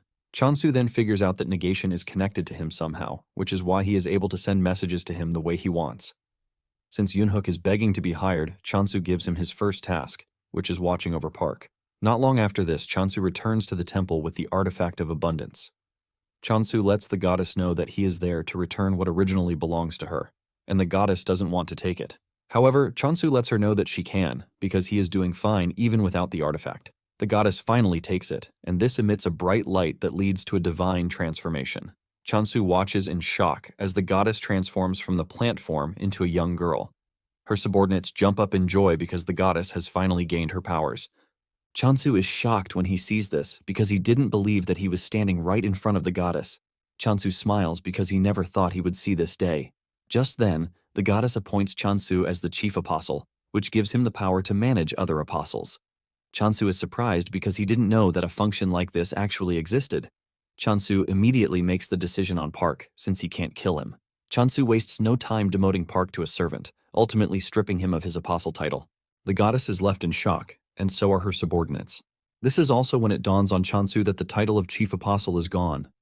He notices the goddess's reaction, and he realizes that the goddess must have really cared, but he somehow messed things up. Just then, the goddess starts transforming back into her plant form.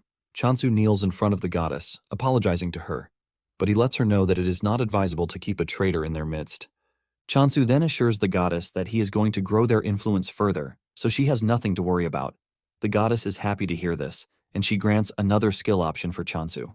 He gets the option to pick between the communication skill and the health abundance skill. Chansu is surprised to see this because the goddess is basically overworking herself at this point. Nonetheless, he decides to check it out. Meanwhile, the chick is pretty mad that Chansu is excommunicating people when they barely have any apostles. Thankfully, the pig is there to hold it down. The chick stares at Chansu, hoping that he will pick the communication skill so that they can avoid situations like the one that just happened. To their dismay, Chansu picks the healthy abundance option even though he has no idea what the skill does. He just assumes that it is a passive skill that makes one healthier as they eat food blessed with abundance. The goddess and her subordinates break down in tears because they believe it is finally the end, since Chansu doesn't look like someone who is ready to select the communication skill. They are still troubled about this when the goddess finally transforms back into her plant form. Seeing this, Chansu has no choice but to hope that the healthy abundance helps in a lot of ways. Later on, those who have been scammed by Park all receive a free Emperor apple from Chansu through the circulation company. They are all informed to be wary of next time because the Emperor apple only comes via the circulation company. One mother cuts out a slice and hands it to her son. Upon tasting the apple, the son freaks out because of how delicious it is, and he ends up using the F word. His mother believes that he is overreacting, but when she has a taste too, she has no choice but to use the F word. The woman decides that she has no choice but to brag about how good the apple is. Days later, the online community is going crazy about how good the apple is. The online posts then further increase the glaze on the apple. In no time, the rumors start to mutate into the fact that the Emperor apple is good for virility. Meanwhile, the situation is being monitored by a dude in glasses. Later on, Chansu thinks about the next plan of action. He is glad that he managed to secure all the blocks around the temple, and since Rohan is with him, he believes that everything should be fine. Not long after this, Haesujin shows up to tell Chansu that they have a problem. She lets him know that there is a new rumor about the Emperor's apples. Chansu doesn't think it's that serious since the apples have turned into a cure-all apple. However, he freaks out when he hears that the rumor is about virility. He realizes that this is not a simple statement since the Earth is already losing its vitality. Basically, the issue of virility was a serious one that some people even died from eating a snake's gallbladder thanks to how desperate they were. Haesujin then asks him if he is pretty sure that there are no actual effects coming from the apples. Chansu then mentions that there are a few who claim that they are seeing results, and this includes Rohan. Chansu believes that this is basically because they feel better, and in addition, he didn't even add any special virility boost effect to the apples. Chansu then suggests that they grow a fruit that is actually good for virility if they are trying to avoid backlash. Haesujin agrees with him, saying this is a good idea. They obviously do not need marketing for it again because it has publicized itself already. However, the question of which crop is going to work remains. The question and Rohan suggests that they use wolfberries. Chansu is surprised to hear this because he believed that Rohan only cared about apples. Since Rohan suggested wolfberries, Chansu decides to go with that, and he mentions that they are going to need workers. Fortunately for Yunhook, his chance finally came, and he assures Chansu that he is going to work really well. Chansu is surprised to see how eager the dude is to work, and Chansu lets him know that he is not obligated to decide so quickly. In addition, he lets him know that he is not forcing him to participate either. One of Yunhook's friends then asks Chansu what it is that they are planning to cultivate. Chansu reveals that it is wolfberries, and the dude immediately goes on his knees, begging Chansu to take him in. Chansu cannot believe how desperate they are to work because everybody connected to Yunhook is ready to join in. At this point, Chansu assumes that the group has issues. Not long after this, Chansu invites Hasujin, and he gives her a basket of the wolfberries that have been cultivated to tackle the virility issue. In fact, Chansu has created a pill that would induce potency in just 30 minutes. Hasujin is blown away because Chansu was able to create something like this in a short space of time. Chansu is a bit embarrassed because this is the first time he will be using the blessing of abundance to actually boost a specific body function. However, he was able to discover the method thanks to a dude who is an expert in pleasure relations. Chansu then tells Hasujin that they might see a wider variety of medicines being released for a while, and he urges Hasujin to verify the safety first. Hasujin looks absolutely invested as she assures Chansu that she is going to make sure she turns every one of the wolfberries into gold. Chansu smiles, telling Hasujin that he would be counting on her. Deep down, Chansu is eager to see what kind of news the wolfberries will bring this time around. When Hasujin returned to the office, she started thinking of a way to get people to buy the berries, and her option was to make them think with their lower body rather than their heads. She decides to brew it and package it in bottles, believing that it would make it sell better. After brewing it, she drinks it in front of her boss, and he asks her how it tastes. She replies that it's savory and even has a faintly sweet taste. She mentions that it is easy to drink just like water. She then urges her boss to have a drink, but he is scared to do so. However, she manages to convince the dude to gulp up the rest of the bottle. After he is done drinking, he lets Hasujin know that he might not be able to testify about the effects, but he can surely say the flavor is decent. After this, Hasujin tells her boss that she has to leave. Apparently, she is heading to a peculiar place, which isn't the alchemy office, by the way, since they are the ones who generally certify medicinal items. Hasujin then makes her way to the only block that has been configured to remain dim even during the daylight. This is a scenery that would cause some to feel lonely, ultimately desiring partners. Staring at the environment, Hasujin realizes that all the people he is staring at are potential customers. This is basically because the happier they become, the more she sells. Hasujin then makes her way to the Temple of Purity, which is in the middle of it all. She meets the receptionist, and she states her business to her. She lets her know that she is there to obtain certification for a stamina booster, and the lady asks her to follow him to the reception room. As she walks through the hall, Hasujin is blown away by how everything is laid out. Apparently, the Temple of Purity has taken over the adult market, which is weird because lust or carnal should be the ones controlling everything. When the apostle checked out the wolfberry tea, he handed Hasujin the certification, saying it is actually effective for functional improvement. He urges Hasujin to maintain the tea's concentration. He then talks about the pill and the fact that it was slightly lacking. Hasujin asks him what the issue is, and he lets her know that wolfberries are excellent ingredients, but they need to be combined with other components. He suggests that they cultivate the other ingredients alongside the wolfberries to increase the efficacy. He tells Hasujin that she is free to supply the ingredients if she's having difficulty getting the right mix. However, this would mean that the stamina booster would be sold under the Purity brand. However, he lets her know that whatever she chooses is fine by him. Hasujin is surprised to hear how confident the apostle is, and she reminds him that she might end up having a formidable competitor. The apostle then tells her that they don't really care about this because they are always in search of new and powerful stimulation. He mentions that they started producing it themselves because there weren't enough people providing sufficient stimulation. However, the existence of a capable producer is always welcome. When Hasujin recounts this mission summary to Chansu, he freaks out because he realizes that Purity guys might be an insane bunch. Apparently, it is a taboo for those in the Purity clan to make love, which is why they grow by enduring their passions. In fact, they started seeking stronger simulations for their training. Purity was able to take over the night market, and even though they are a small faction, they ended up securing a solid economic and military power. Hasujin tells Chansu that it would be beneficial for them to get certified by Purity directly. But at the same time, entrusting the manufacturing to them is also a fine choice. Hasujin then shows Chansu the ingredients that were requested by Purity. Chansu takes a look at the ingredients and realizes that these are ingredients that he is seeing for the first time. Chansu then asks Hasujin if she is selling the wolfberry tea, and she confirms this, saying she even wants to supply all hotels located in Purity too. Since they have achieved their goal, Chansu suggests that they develop the stamina booster slowly. Chansu believes that everything has come to a calm state until he gets a visit from the Legend of Purity. This is a man who has not engaged in pleasure since the age of 40. This man is Park Hang-yeol, the Archmage of Purity. Apparently, he has come to see Chansu because he claims that he is on the verge of losing his manhood function, and if he loses it, he is going to be expelled from Purity. Chansu freaks out when he finds out that the chances of recovery are pretty low. In the start, people saw Purity as just a facade befitting the image of Purity. They were seen as ones who lived an unstained life with an aura that transcended the secular world.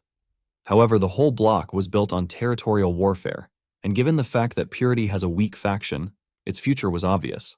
To protect its power, Purity realized that it needed power.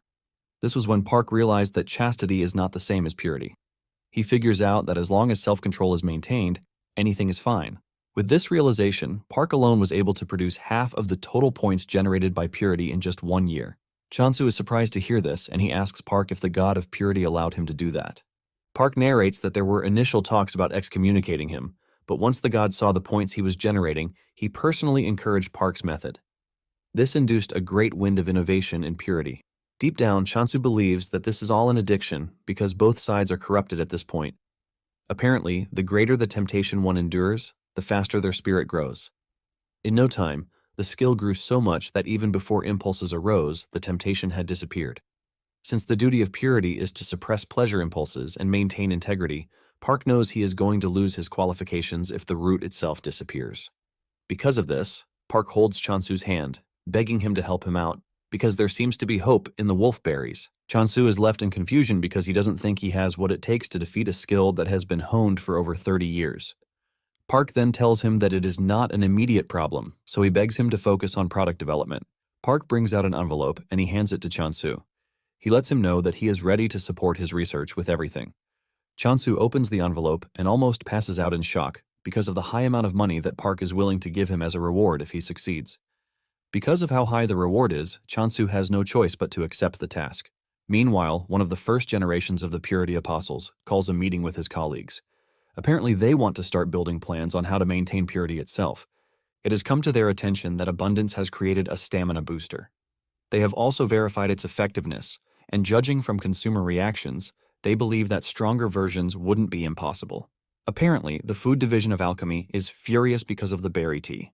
This is because some are already choosing the tea over what alchemy has been selling. The apostles are surprised that the grand alchemist Unsu brushed this matter aside. One of them then mentions that Unsu's friend, Rohan, has taken the Apostle of Abundance under his wings. They start thinking of the next thing, and one suggests that they approach Chansu with a good offer. Another mentions that they actually know his block's location, but going directly will definitely not work. He points out that Park, who is now with Chansu, would just detect them and chase them out. One of them immediately comes up with a suggestion. He tells his colleagues that they need to ally themselves with alchemy and draw out Chansu. Once Chansu is left alone, they kick their plan into motion. Back at Chansu's territory, he tells Yunhook to follow him because he has something to tell him. Just then, Yunhook spots his defeated creation, Hercules, in the distance. He rushes over to hug the headless creature because he didn't think he would ever see it again. Apparently, Chansu restored it because he figured out that Yunhook would resent him if he allowed Hercules to rot.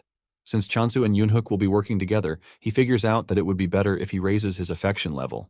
Chansu then asks Yunhook if he doesn't mind that the Hercules is missing its head, and Yunhook says no because the job he needs it for is simple labor.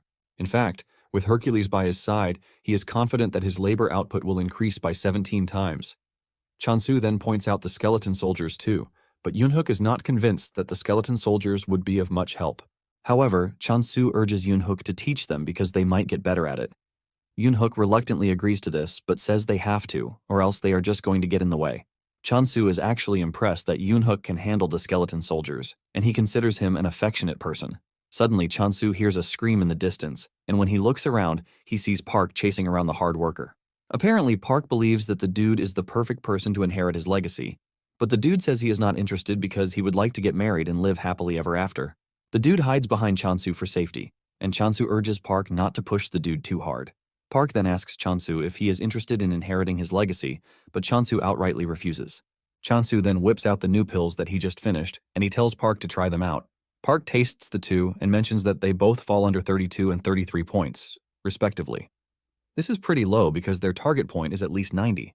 However, Park tells Chansu to hold his head high because an ordinary man would have turned into a beast just by taking the pills. Chansu then asks why he hasn't been able to reach 40 points.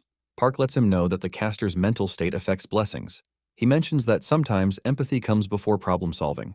Park then decides to show him what he means. He reaches his lower body, and Chansu freaks out, believing that he wants to bring out his schlong. However, Park whips out an adult book, telling Chansu that he is the only one he can show. At this point, Chansu believes that the dude is crazy. Chansu is still trying to pull himself together when Haesujin shows up, bringing news as usual. With excitement on her face, she tells Chansu that Alchemy has sent a dungeon subjugation request to Chansu. Chansu hears this and immediately pictures a dragon in his head, causing him to freak out because he doesn't know why they would request this from a farmer. Chansu wonders why they sent this request to him, since all he has is a rusty sickle, and the only skill he has is decapitation, which barely counts as one in the first place. Chansu is forced to ask Haesujin if he doesn't look like a farmer because everything just doesn't seem right to him. Haesujin then tells Chansu that they might have called it a subjugation, but in truth it is a gathering request to obtain monster byproducts. It then dawns on Chansu that they might want a situation where what they want doesn't spoil. Basically, whatever Chansu cuts doesn't spoil, and Chansu asks Haesujin if the target is a plant-type monster, but Haesujin reveals that it is a high-grade water spirit.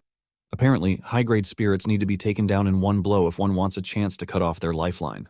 Basically, this is why the request is for someone with powerful firepower, like a swordmaster. Chansu cannot believe that the request was sent to him, since it would have been suitable for Rohan. Since Chansu is reluctant to leave the territory, he thinks of refusing the request. Chansu then tells Haesujin that he is not interested, shocking her. She asks him if he is sure that he wants to reject the offer because the reward that comes with it is quite enormous. Haesujin lets him know that he will be provided with a weapon, and after this, he gets the chance to tame a water spirit. The moment Chansu hears this, he automatically becomes interested, since a water spirit is a dream item for every farmer. Haesujin then tells Chansu that it would be better if he accepts because they are currently on alchemy's bad side. Chansu then remembers that Haesujin mentioned the wolfberry tea being overshadowing alchemy's products. Haesujin confirms this, saying the request is just an excuse to clear up a misunderstanding. Haesujin then asks Chansu if there is any other reason why he is hesitating, and he reveals that he doesn't want to leave his block defenseless. Haesujin understands his plight, and she suggests that Chansu finish up the temple first. Haesujin mentions that they also received construction materials through alchemy. In addition, it appears that temples have a protective function. Chansu is surprised to hear this, and Haesujin lets him know that the temple is not treated as a strategic resource for nothing. Some days later, Chansu completes the temple, and the goddess reflects on the events that have happened in the past days. She believes that Chansu is finally making the decision to focus on internal affairs. She also wishes that Chansu would just obtain the communication skills to make everything perfect. Suddenly, the skill, the last bastion, activates in the temple, shocking the goddess and her subordinates because this is a wartime defense skill. It turns out that Chansu is testing out the temple's defenses by asking Rohan to strike it. Fortunately, the defense happens to be solid because it even blocked Rohan's strikes. Once this is settled, Chansu tells Haesujin that he can finally leave. However, he forgets to tell the goddess, but he believes that nothing would happen, since he is not staying long. Moments later, they arrive at the alchemy headquarters, and the journey was quite fast, thanks to the fact that they installed gates on their paths. Once Haesujin drops Chansu and Rohan off at the headquarters, she leaves. Chansu meets the receptionist, who tells him that they have been waiting for him. She hands Chansu a box containing the weapon they promised him, and she lets him know that he is free to exchange it for another if he doesn't like it. Chansu ends up handing over the box to Rohan for safekeeping in exchange for 2 apples. The lady then tells Chansu that he would have to cast a blessing on the potion used to tame the water spirit. She lets him know that she also can use their own blessing because his own blessing of abundance might fail. She asks Chansu what option he is going to choose, and since there is no record of what would happen if he uses his blessing, Chansu decides to use his own blessing. The lady then tells Chansu to follow her to the dungeon so he can hear the rest of the explanation as they go. Moments later, they arrive at the dungeon, and the lady lets Chansu know that everything has been set up already. Apparently, they are in a hunting ground for ordinary water spirits, and if he lights incense, they are going to come running to him, giving him the chance to hunt as many as he likes. However, he is required to defeat the boss, but the byproducts will belong to alchemy. Since the boss is in a separate location, the lady tells Chansu to let her know when he is ready. For the first thing, she tells him to cast his blessing on the taming potion. Chansu then casts his blessing on the potion, leaving a bright light as he pours in his blessing. Since he can cast as many as he wants, Chansu continues casting his blessing into the potion, and before he knows it, he has achieved 500,000 points, ultimately turning the blue potion into green. The lady confesses that this is the first time she has seen such a reaction. Curious, she rushes over to bring a water spirit. She throws the water spirit at Chansu, telling him to throw the potion at the water spirit. The potion hits the spirit midway, and the water spirit starts to absorb it. This leaves them wondering if it actually happened. Suddenly, the water spirit starts to puke, leaving Chansu to believe that his compatibility rate is bad. Chansu is thinking of what to do when a horde of water spirits rushes into the room, shocking the alchemy lady because they have not even released the bait yet. The lady immediately whips out her book to take notes because this is the first time something like this has happened. Suddenly, the first water spirit starts consuming its colleagues, further contributing to the list of things that the lady has not seen before. She asks Chansu if he took some weird medicine, but Chansu promises that he didn't. The lady then mentions that the spirit might be suffering from an overdose because it appears that the abundance blessing is acting as a lure. In no time, the first spirit absorbs the others, and suddenly, the boss appears in the room, which is weird because lures are not supposed to work on bosses. Chansu immediately gets on the defensive because he has come face to face with the target of the quest, a high-grade spirit. He is still trying to figure out what to do when the other spirit starts absorbing the boss spirit, causing it to get even bigger. The lady crashes to her knees because she can't believe that the boss just got eaten right in her presence. Even Chansu holds his head in frustration, wondering why they asked a farmer to clear a dungeon. To make it worse, the spirit's puking got even worse. Chansu tries to comfort the spirit, telling it that it is not its fault because he is the one who should have thought twice before throwing the medicine at it. Chansu places his hand on the spirit, urging it to let it all out because it would definitely feel better. Chansu also decides to stabilize the energy that is rampaging inside the spirit. After letting off a lot of liquid, the spirit ends up getting smaller. Chansu is about to say it is cute when it spits on his face. Just then, the water spirit transforms into an orb and sits gently on Chansu's hand. The lady alchemist then congratulates Chansu, telling him that he has successfully tamed a water spirit. However, she lets him know that she breached the contract by not securing the high-grade water spirit. Just then, she lets him know the two things he has to say if anyone tries to pin this logic on him. The first thing he's going to say is that the medicine provided by alchemy caused the whole mess, and secondly, he will be handing over the rights to the water that came out of the spirit. Chansu is surprised that they are interested in the vomit, but he really doesn't mind. The lady lets Chansu know that the spirit will wake up once it regains its spirit. However, she warns him that it might look different than usual, but she urges him not to be scared or shocked. Suddenly, a dude from the food department rushes into the room, declaring the whole raid a failure.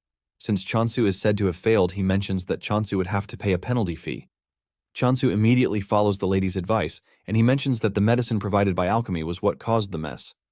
The dude argues that Chansu was the one who used it wrongly. He declares that they are going to be confiscating the water spirit and the weapon provided.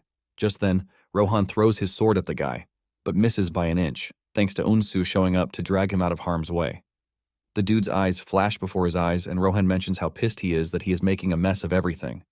Yunsu tells Rohan that he should resort to greetings instead of violence, since they have not even seen each other in ages. Yunsu then urges the dude to leave because he has no right to be there, or else he wants to lose his dispatcher qualifications and get buried in lawsuits. The dude immediately apologizes for causing a ruckus, and he leaves. Yunsu then walks up to Chansu to introduce himself to the dude. He apologizes that things got heated up on their first meeting, and he suggests that they wrap up business first. Yunsu tells Chansu that the raid might have failed, but thanks to that, they have a chance at the potent spirit water. He is pretty sure that alchemy is going to go crazy when they learn about a water that lures a boss. Since Chansu is not going to need it, he suggests that Chansu sell it to them. Chansu cannot believe that they are willing to pay money for puke. Yunsu lets him know that they are going to mark the raid a success if he sells it, but if he doesn't, they are not going to. Unsu has not even finished saying this when Chansu agrees to sell it. After this, Yunsu lets Chansu know that they have equipment that can make life easy for him without having prior knowledge about alchemy. Chansu has no issue with this, but he is more concerned with making medicine. He is scared that this might cause a conflict of interest like the tea. Unsu smiles, telling Chansu that they will always welcome a competitor, as long as they are competent. On their way out of the headquarters, Chansu reveals that he is not Rohan's disciple. Chansu then asks Unsu if he is cool with Rohan. Unsu is confused by this, and Chansu reminds him that Rohan threw a sword at him because of him. Unsu smiles, telling Chansu that this is nothing, because Rohan probably doesn't even care. Chansu then tells Yunsu that Rohan is obsessed with apples. He wants to know if there is anything that can be done, but Yunsu tells him to give up because there is no way to convince Rohan. Just then, a driver pulls up beside them, telling Chansu that he is there to escort him. leaving Chansu confused. Apparently, Purity was the one who sent the dude to pick Chansu. On their way to Purity headquarters, Chansu is surprised that Purity would even ask to see him. He assumes that Purity is curious about Park, who is staying with him. Upon arriving at Purity, Chansu is surprised to see that it is dark, just like Hasujin mentioned. Chansu steps out of the vehicle, and he is blown away by how massive and beautiful the Purity Temple is. He admits that it is different from the others, and the driver urges him to follow him so he can escort him to the reception room. Moments later, Chansu and Rohan arrive at the room where the elders are waiting. The elders apologize to Chansu for calling him out of the blue. They assume that he is tired from his journey, and they offer him tea. One of them then asks Chansu about Park. Chansu then decides that he is going to tell the truth to avoid giving false hopes. Chansu mentions that there have been no improvements whatsoever. Another elder asks him about the development of the medicine, and Chansu reveals that it is slow, but there is a bit of progress. They ask him if there is the possibility for progress, and Chansu assures them that he is going to try his best. Suddenly, the elder with glasses on tells Chansu to stop the production of the cure, shocking Chansu. In fact, they want him to drag out the completion process for the medicine. Chansu reveals his confusion because he believes that Park is important to them. One of them then tells Chansu that it would be better if he joined them, since making the medicine is difficult. They let Chansu know that they are going to give him double of whatever Park promised him. This is when it dawns on Chansu that he might have gotten himself involved in a troublesome issue because they appear to be wary of Park because of his influence. Chansu then tells the elders that he is just going to ignore what he just heard. Deep down, Chansu cannot believe that they expect him to trust people who would betray their own comrades. Chansu then stands up to leave, telling the elders that he hopes they all reach an amicable agreement. One of them screams at Chansu, telling him that purity is not the way it's supposed to be. He talks about the vulgar things that the apostles are doing, but Chansu reminds them that whatever is happening is also the will of their God. Just then, one of them tells Chansu that they are going to cancel the tea certification that they gave to him. Chansu is shocked when he hears this because they pushed him into a corner.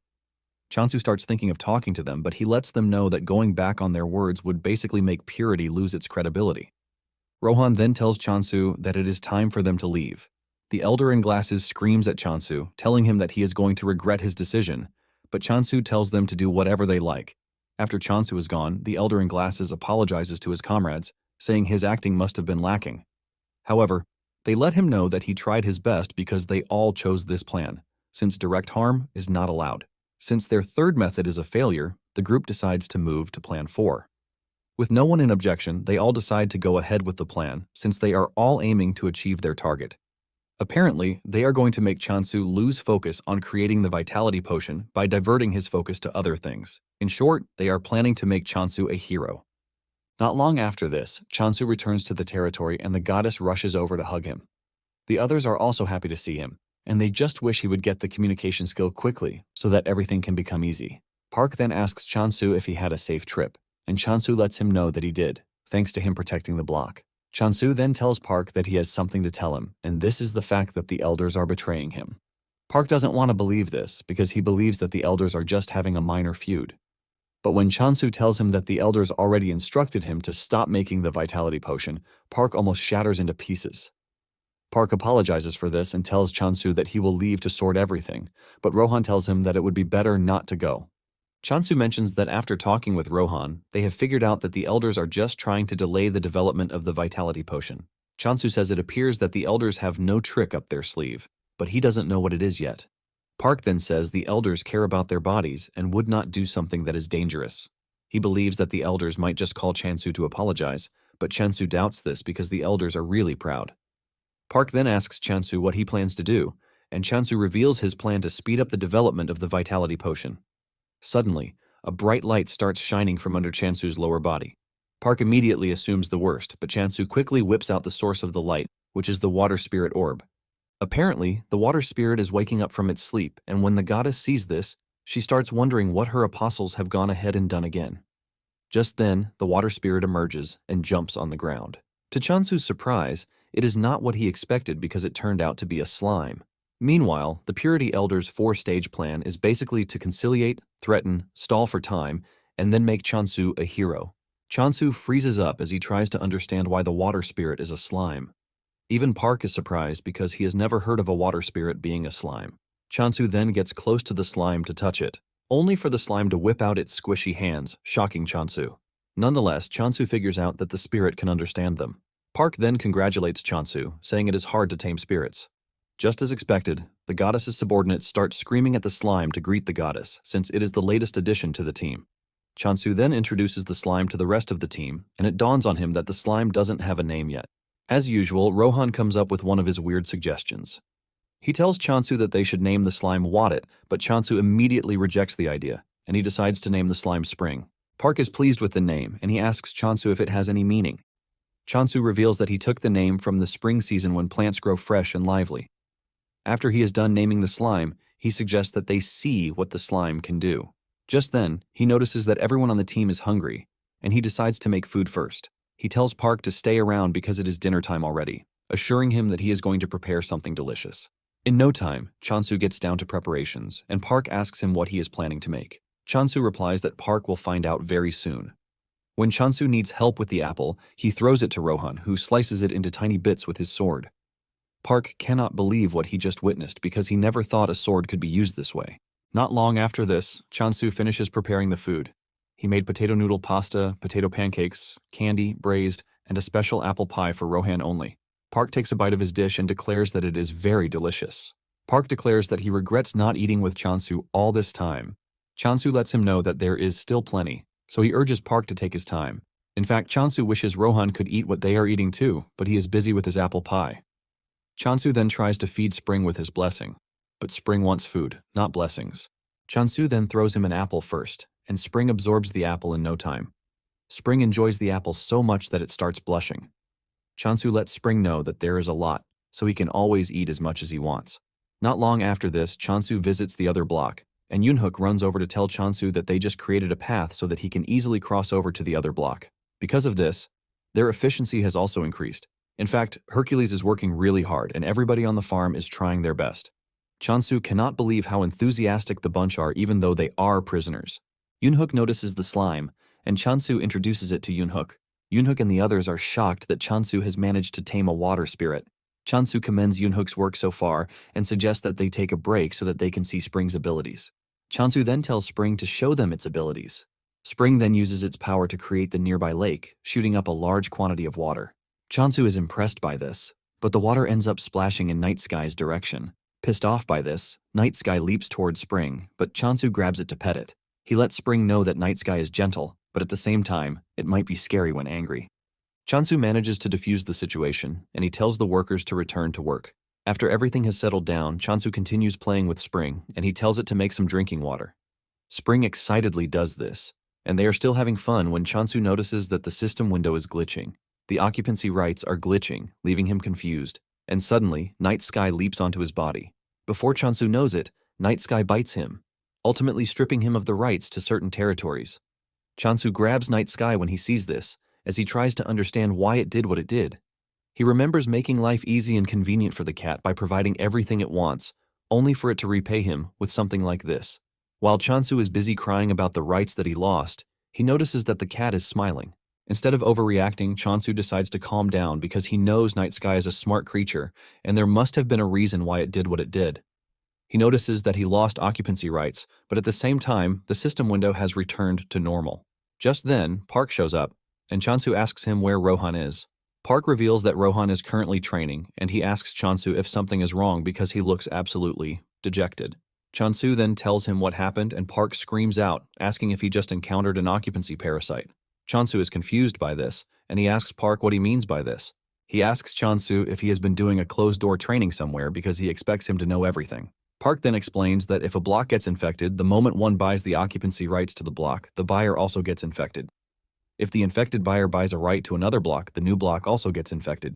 If this process continues like that, it basically ends in total ruin.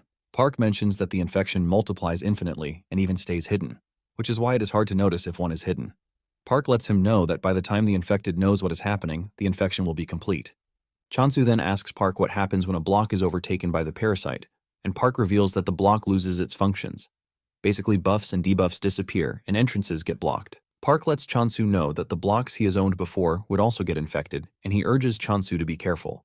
Chansu looks through his possessions and realizes that he still has 90 occupancy rights, which means Night Sky only ate the 10 affected rights. Chansu is glad to hear this because he is pretty sure that Night Sky would never have done that without a reason. Chansu walks up to Night Sky and provides more blessings for its home, thanking it. Nonetheless, Chansu is sad that all the blocks connected to the city are gone when he finally manages to open a path. Chansu then remembers that when he bought the occupancy rights near the city, there were other factions.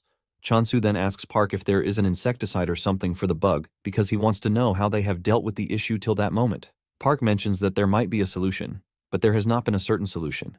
Chansu then notices that Hamstol is disturbing him, and he shuns it off. Suddenly, he realizes that there must be a reason, and it suddenly dawns on him that the goddess might be the reason. Meanwhile, the goddess is currently missing Chansu because he has not been focusing on the goddess for a while. Her subordinates are comforting her when a black portal suddenly opens in the sky. A voice emerges from the portal talking about how he smells something nice that he would like to have. The goddess and her subordinates threaten the monster, telling it to leave or else it will regret it. The bird and the pig then charge toward the monster, and the goddess tries telling them to stay back because it is too much for them to handle by themselves. While charging toward the monster, the two imagine themselves transforming into their scary battle form. The two kick the monster, but they end up getting knocked down. Just when the goddess is about to sacrifice the points that Chansu has worked for, Rohan shows up to one-shot the monster. After destroying the monster, Rohan bows to the goddess, and she is surprised to see Rohan bowing to her. Rohan even sits with them, and he brings out an apple for them to eat. The chick and the pig wasted no time consuming the food. The goddess finally concludes that Rohan is a good person, since he is Chansu's friend. Just then, Chansu comes rushing over, and with fear written all over him, he asks if anything happened.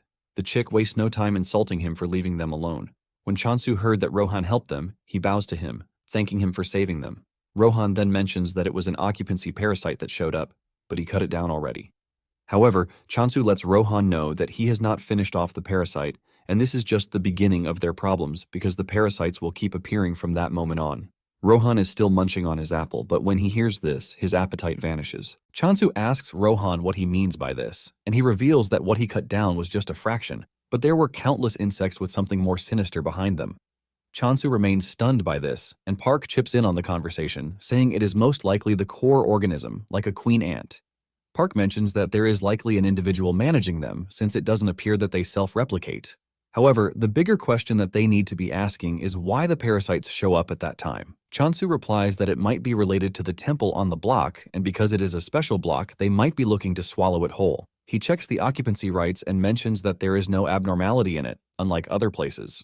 Rohan then asks him what the plan is, and Chansu replies with every determination that they are going to protect the temple. Park quickly cuts in, telling him that they don't have a dewormer, so he doesn't know how they are supposed to protect it. Chansu tells him that if there is no dewormer, they are just going to make one for themselves. Park teases him, asking him how he plans to make it, and Chansu reminds the priest that he is an apostle of abundance. He mentions the things he has been able to do and says he might as well make a test version. He reveals that there are anti-parasitic plants in the Western Bloc as well, and they can even ask Hyogen for other plants, but Park lets him know that it is not as easy as he is saying it. Some days later, they head to an infected block in an attempt to try out what Chansu has created. Chansu tells Park that the best place to carry out the experiment is where there is an infection because they can't allow anything to happen to the temple. He suggests that they get it done fast, since Rohan is still guarding the temple. Park asks him if he brought the dewormer and he says yes, saying it is inside his bag. He reaches into his bag to bring it out, but to his surprise, the stubborn hamster is hiding out in the bag.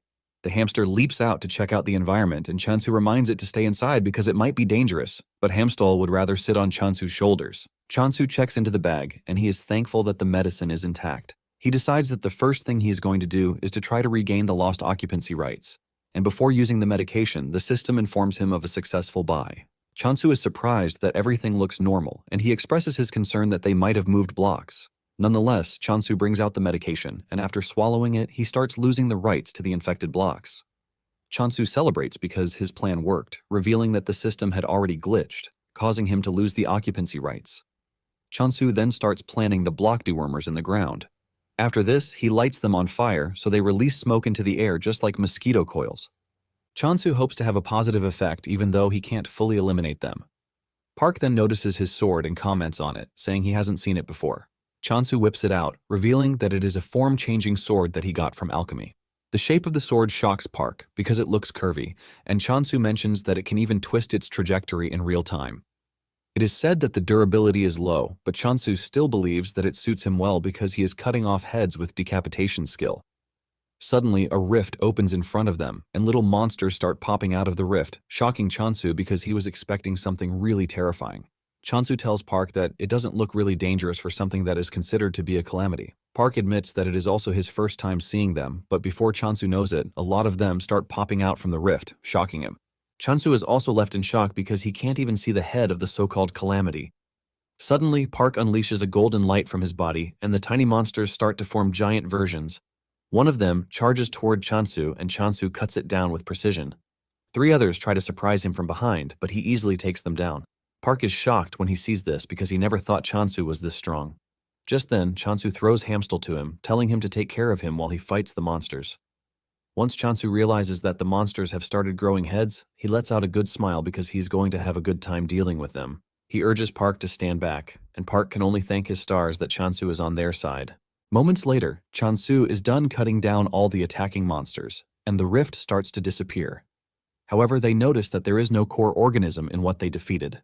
Park lets him know that the dewormer wasn't a waste, and while they are talking, one of the last stray monsters approaches Park, but he easily blasts it into smithereens with his power. Chansu sighs in disappointment. Imperfection was impossible to achieve, but Park urges him not to be discouraged because seeing their forms alone is a win.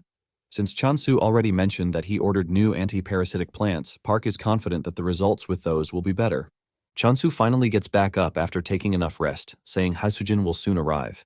Just as predicted, Hasujin shows up, asking if nothing unusual happened while she was gone. It turns out that she is not alone, and Park asks her who is standing behind her. The lady behind her finally comes into the light, and it turns out to be the lady assistant from Alchemy, Edwin Paracel. Chansu immediately recognizes her as the alchemy lady who helped out in the water dungeon quest. The two shake hands, and Chansu asks her why she is there with Hasujin. Hasujin clears the air, saying they didn't come together because she only ran into her. Chansu immediately becomes suspicious of the lady, asking her what brings her to the block. Edwin then drops a shocking bomb on Chansu, telling him that she would like to be employed under Abundance. Chansu immediately asks why someone from Alchemy would want to work for Abundance, and she reveals that she would like to research a new water spirit. Deep down, Chansu already knew that she was a studious person because of the risks that she takes. Edwin then continues by saying she is also there to deliver pharmaceutical equipment. Chansu commends her, saying it must have been a stressful journey thanks to the restrictions. But she lets him know that she didn't want to miss a single moment of watching a water spirit grow. She mentions that she could have followed Chansu that same day if she had her way, but she needed to sort out the handover first. Chansu is pleased with this because it shows that she has a sense of responsibility. Chansu then asks her if she is planning to use any weird drug for her research, but she assures him that she doesn't. She lets him know that everything she wants to do is purely ecological research, through observation. Since this is all she wants to do, Chansu tells her that he is going to allow it. Chansu cannot believe just how crazy she is when it comes to research because she lets Chansu know that she doesn't care about the environment, as one room is enough for her. At the same time, Chansu is worried that the lady might have an ulterior motive because she appeared at the right time. Nonetheless, he decides that he is just going to trust her in the meantime. Chansu then taps her on the shoulder, telling her that they are going to talk again once things are settled.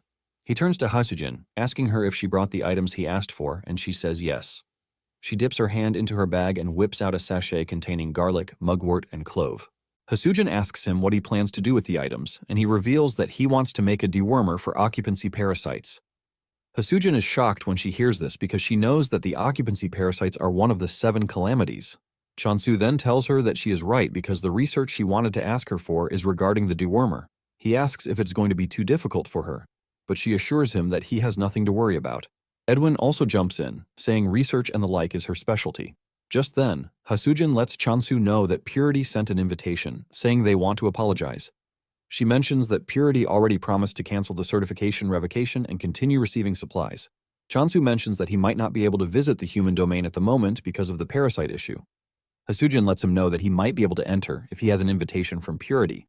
Chansu then asks about coming back, and Hasujin confesses that this might be difficult because they also sent a request for Park to return. Chansu sighs in disappointment, saying the group is really shameless.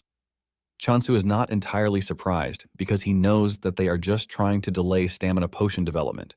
Chansu notices that Hasujin looks down, and he wonders if this is what is bothering her. Chansu then tells her not to worry about all of these because it is thanks to her that they are getting news. Hasujin smiles when she hears this. thanking Chansu for the compliment. She then reveals the last bit of news, saying that if someone eats or owns anything from outside the human domain, they will be infected by a parasite. Park is shocked by this, and he asks if this is also Purity's doing, but Hasujin replies that no one is certain about it. Apparently, there is a bulk load of people who want to monopolize the Emperor Apple. Seeing how important the whole thing is, Chansu suggests that they go immediately. He tells Hasujin to meet him in the West Block because he needs to get Spring. When Edwin finally sees Spring, she freaks out in shock because she didn't expect it to take this kind of form. She mentions that water spirits are usually in human form, not in the shape of a slime. Chansu lets her know that the slime's name is Spring, while asking if there are any special advantages to the slime form. The only thing she can mention is that Spring is cute, and Chansu just agrees with her. Chansu then tells Spring that Edwin would like to examine him. He asks him if it is fine by him, and he lets off a sign to show that he is good with it. Since Spring has no issue with it, Chansu suggests that they discuss the employment terms, but Edwin reminds him that all she needs is a room and board. Chansu disagrees, saying he is going to pay her a minimum wage of 1 Emperor Apple per day. 1 apple is worth 200,000, so Chansu believes that this should be fine. He also lets her know that she has no right to go to the temple, so she will be working in the block where they are. Edwin freaks out when she hears this because this is the same block where the corruption dudes, like the skeletons, are working. Edwin almost passes out in shock because she can't believe that she has to work with corruption. She urges Chansu to reconsider because she might just come down with nightmares, but Chansu tells her that they are all employed by abundance, so she has nothing to worry about. He adds that they are getting paid well, while mentioning the fact that they are better than they look. Edwin realizes that she has no choice and starts to accept her new reality. Just then, Night Sky walks up to her, and she ignorantly pats him on the head like a regular cat. Chansu and Hasujin freak out when they see this, leaving her to ask what might be wrong with them. Chansu then tells her the nature of the cat, and before she knows it, Night Sky roars at her with a terrifying aura, scaring her back. She screams out in fear because she is not expecting one of the 7 calamities to be on the block. Chansu casually tells her that Night Sky won't react unprovoked, but she already did, which is why she got the reaction that she did. At this point, Edwin is already crapping her pants, wondering if she came to the wrong place because there are 2 calamities residing in the area as if it is nothing. In the coming days, Chansu continues with the termination of parasites. He was able to make a dewormer with Edwin's help, and this turned out to be a big win. In fact, it even heals infected people, and all that is left is for the block dewormer to succeed. Suddenly, a rift appears in front, shocking because he just planted the dewormer, and it appears that it is already working. Surprisingly, the core organism makes its way out of the rift, and Chansu smiles because he has been waiting for the annoying monster. The organism looks so ugly that Chansu is left thinking about its ugly appearance until it almost eats him up. Chansu manages to leap backward before unleashing his decapitation skill. He lunges toward the monster, ready to carve it up at once, but it dodges the attack. Chansu is shocked to see this, and the monster even launches a counterattack that forces Chansu to jump backward. Chansu smiles because he understands that the monster is a calamity monster after all. Seeing how serious the fight is about to become, Chansu lays Hamstall somewhere so he can be safe. He then turns to the monster, suggesting that they have a proper fight this time around. As he prepares to attack the organism, Chansu knows that decapitation only works if he strikes the neck, and he can't rely on ranged attacks because they are too fast to land properly. This tells him that there is only one way out, and this is to challenge the monster face to face. Suddenly, the monster leaps into the air, shocking Chansu. As if this isn't enough, it unleashes little minions at Chansu, but Chansu is not entirely worried because all of these don't make a difference. With just a swing from his weapon, he takes down the monsters diving toward him. The core organism realizes just how dangerous Chansu is and tries to make a run for it, but Chansu chases it down. Before it can slip back into the rift, Chansu delivers the finishing blow, cutting down the core organism.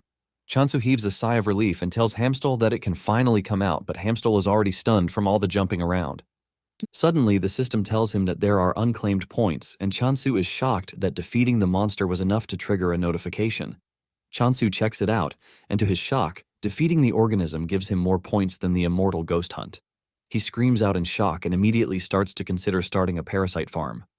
However, this might not be possible again, since the core organism is dead. At the same time, he wonders if it is okay to turn a calamity into livestock because if one looks at it critically, insects evolve in terrifying ways. He remembers that mosquitoes survived the collapse of the earth, and if he messes up, he might just bring calamity upon the earth. Chansu decides that he is going to think about it more carefully because developing resistance will be a disaster. Moments later, Hasujin comes rushing over to tell him that there are already rumors that he has developed a way to deal with occupancy parasites. She asks him if it is true that he has already perfected the insecticide, and Chansu smiles nervously, asking her who is spreading such rumors. Hasujin says she doesn't know, but she thinks it might be Purity.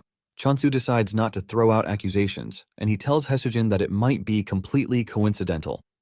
He shows her the amount of infected areas and says there might not be a need for a farm if there are many to treat. At the same time, Chansu is worried about the number of infected areas, wondering if it was spread intentionally. It turns out that he might be right, as Hasujin confirms this. She explains to him that every new great summoning for apostles is followed by massive territorial expansions. She mentions that real estate speculators jumped in during the 5th expansion, and they wanted to claim land that would soon become human territory. To sabotage their rivals, they intentionally spread parasites, and chaos was the result. Chansu cannot believe that some people would do this, and he considers them total idiots. She mentions that there is also a conspiracy theory that the group that discovered the cure released it intentionally. Chansu freaks out when he hears this because he is slowly being regarded as the mastermind. At the same time, he knows that they are not wrong because cleaning up requires that they capture blocks. Chansu asks her if the answer to this is to sell the insecticide, and she replies that, unless he plans to purify every existing block, it would be better if he distributes the insecticide. Chansu then tells Hasujin that he is going to clean the places that he was involved in because he bears part of the responsibility. Later on, the 3rd-generation apostle of violence is seen stressing out over the number of monsters that they have taken out. He is complaining about this when one of his men tells him that Chansu is said to be responsible for the monsters. The dude screams out in anger because they know that Chansu is Rohan's disciple, so the dude assumes that the whole thing was developed according to his specifications. He yells in anger, saying he is going to show Chansu how scary customers can be. Chansu is resting some days later when he gets a notification telling him that one of the products he listed on the circulation shop has received a review. Chansu is excited by the whole review thing because he wants to know what someone thinks about his insecticide. He quickly stands up to check it out, and he realizes that there is no reaction to the insecticides. However, he wants to know about the burning ones, and this is when he starts seeing low-star reviews. One even says he almost died using it, but in a shocking turn of events, one customer leaves a comment telling everyone to eat the insecticide instead. This person gave it 5 stars, but Chansu doesn't care about that because he is freaking out over someone who is in their right mind eating what they are supposed to burn. It turns out that the 3rd-generation violence apostle is trying to withdraw from smoking, but the process is really tormenting. He thinks about how he is supposed to look cool with a cigarette in his mouth, but here he is trying to abstain from smoking. Nonetheless, he decides to push aside the excuses, saying he has to quit no matter what. He brings out the pack of cigarettes that he has, but just as he's about to be tempted to take it, he smashes it on the ground. He tries to act tough, saying his willpower is his strength because he is going to quit this time around. In frustration, he grabs the insecticide and takes a bite out of it. He realizes that the insecticide has a spicy, tingly flavor with a rich aroma. He is surprised that the taste is also good, leaving him wondering what it is because he only munched on it out of anger. Meanwhile, Chansu is still freaking out about the reviews because he can't believe that a dewormer managed to turn into a smoking cessation aid. He is in the middle of this when Hasujin shows up asking him if he has seen the reviews for the dewormer. Chansu replies that he has, and it was already causing him a bit of a headache. Hasujin, on the other hand, is exhilarated because she believes that the insecticide is going to be a huge hit. She mentions that it has gone from being a quit-smoking aid to a popular spice. Chansu is forced to ask her why people are setting it on fire when there is already an oral dewormer. Even though it is not meant to be eaten, it is not particularly dangerous. Since Chansu doesn't know why people are eating it, Hasujin gives him a stick, telling him to try it out. Chansu does, and he admits that it is somewhat delicious. And since the effect of abundance is on it, one won't die after eating it. However, he thinks edible and should eat are very different. Hasujin asks him if he has seen that the taste is okay because the unique spicy kick perfectly meets the needs of people trying to quit smoking. Chansu then realizes that they are using the stick instead of candy or gum. Chansu admits that it is nice, but he doesn't understand why it has become a popular spice. Hasujin cannot believe just how disconnected Chansu is from the world, but she decides to explain things to him. Hasujin reminds him that the world is full of believers, apostles, and general citizens. She mentions that among the original residents of the world, those who serve a god are called believers. People like Chansu, who are sent from Earth, are apostles, and since general citizens have no rights over occupied territory, it appears that they are not involved in the whole infection incident. However, the merchants jumped in to get a piece of the pie because they spread wild rumors that parasites might contaminate household goods. As a result of this, everyone rushed out to buy dewormers. Fortunately, the parasites didn't harm ordinary people, but they ended up becoming an annoying surplus item. Not long after this, a rumor spread that it was incredibly effective for those who wanted to quit smoking. Thanks to this, a lot of people started eating it. In addition, the exotic flavor led people to start using it as a spice.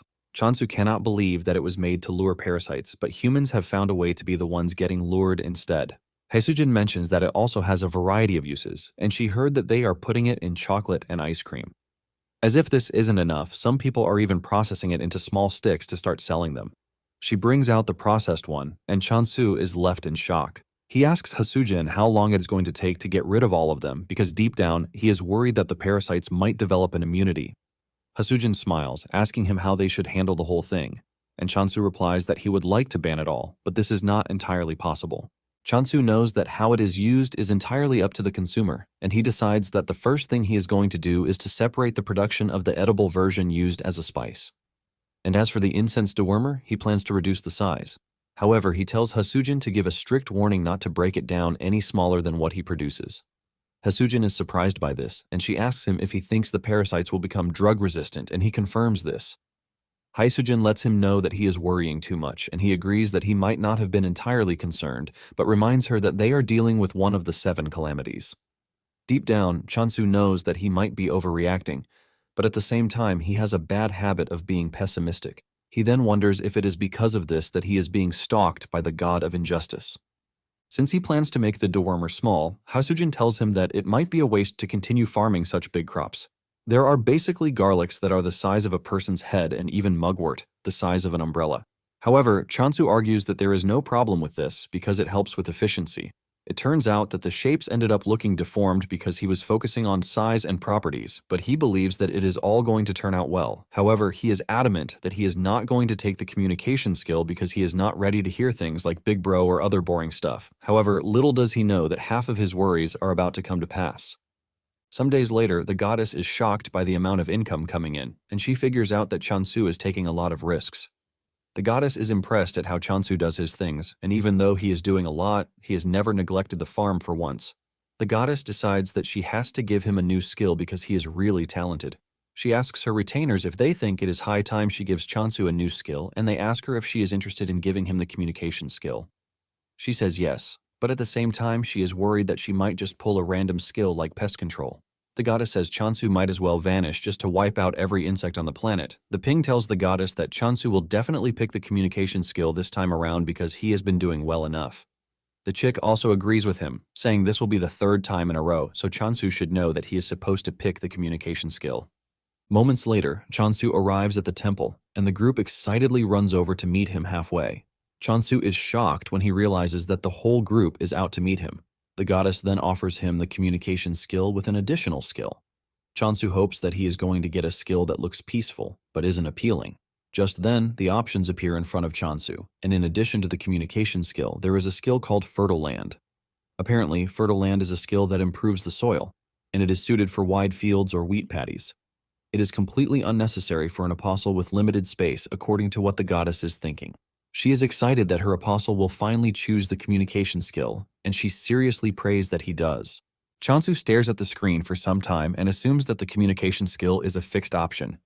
He concludes that he has done a lot of bad things and doesn't deserve to pick the communication skill because he might just get killed by an elf if they see what he is doing to the crops. Chansu decides that he would rather not have more things to worry about because even without the skill, the pig, Doji, is always begging for food. Ari is always nagging while Spring is urging him to play. On the other hand, he miscommunicates the whole thing, believing that the goddess wants him to pick Fertile Land. Because of all of these, he decides that picking up communication skills is not worth it. With a smile on his face, he picks the Fertile Land skill, but the reaction he gets immediately tells him that something is wrong. Even Spring shifted away from him, and the goddess threw her head down in disappointment. The goddess basically concludes that she is screwed. Chansu then mentions his worry that the familiars are growing a bit slow because birds are supposed to grow fast, and it's been months already, but Ari remains a chick. Doji also remains a piglet, and Chansu decides to ask Rohan about it. However, Rohan ignores him because he is more focused on his apple. Chansu then decides to try out the new skill, and he activates it, releasing a bright green light. Chansu is surprised that he can shoot the blessing from his hand at a distance. The blessing makes the plant it hits get even bigger and greener. Chansu turns around to see Rohan staring at him weirdly, and he immediately figures out that Rohan wants him to use it on the apples. Chansu cannot believe Rohan because the apples are already big and he is just trying to make them bigger. He fires it in the direction of the apple tree while complaining that it would have been better if it were something like an increased germination rate. The goddess hears him complain and groans in frustration, saying this is why he should have chosen communication instead of a strange skill. The next day, Chansu heads to the West Block to meet Park, and it turns out that his last experiment didn't work really well. Park urges him not to be too impatient, telling him that there is still time left. Park even urges him to tell him everything about the magazine he read, but Chansu screams at him to filter his thoughts because the kids are with them. Chansu then says it is their priority to avoid the backlash of the skill, Pure Mind, because they have already concluded that removing the source is impossible. He mentions that they have only made it this far thanks to Spring's water and Edwin. However, he believes that they need something more, and he reveals that the experience of making the pest repellent helped a bit. He asks if there are any similar problems, and Park asks him about the Apostles of Purity. Chansu then asks if medicine won't be enough for them in the meantime. Suddenly, Chansu's expression changes, and Park asks him what is wrong. It turns out that Lee Minsu, the Apostle of Violence, is trying to enter his block, and Chansu lets Park know that violence has finally come for him. Minsu shows up, and he walks up to Chansu, telling him that he needs his help. He takes off his hat to reveal his bald head, and he asks Chansu if it is true that he can make hair abundant. Chansu is left in shock because he doesn't know when another weird rumor started to fly around.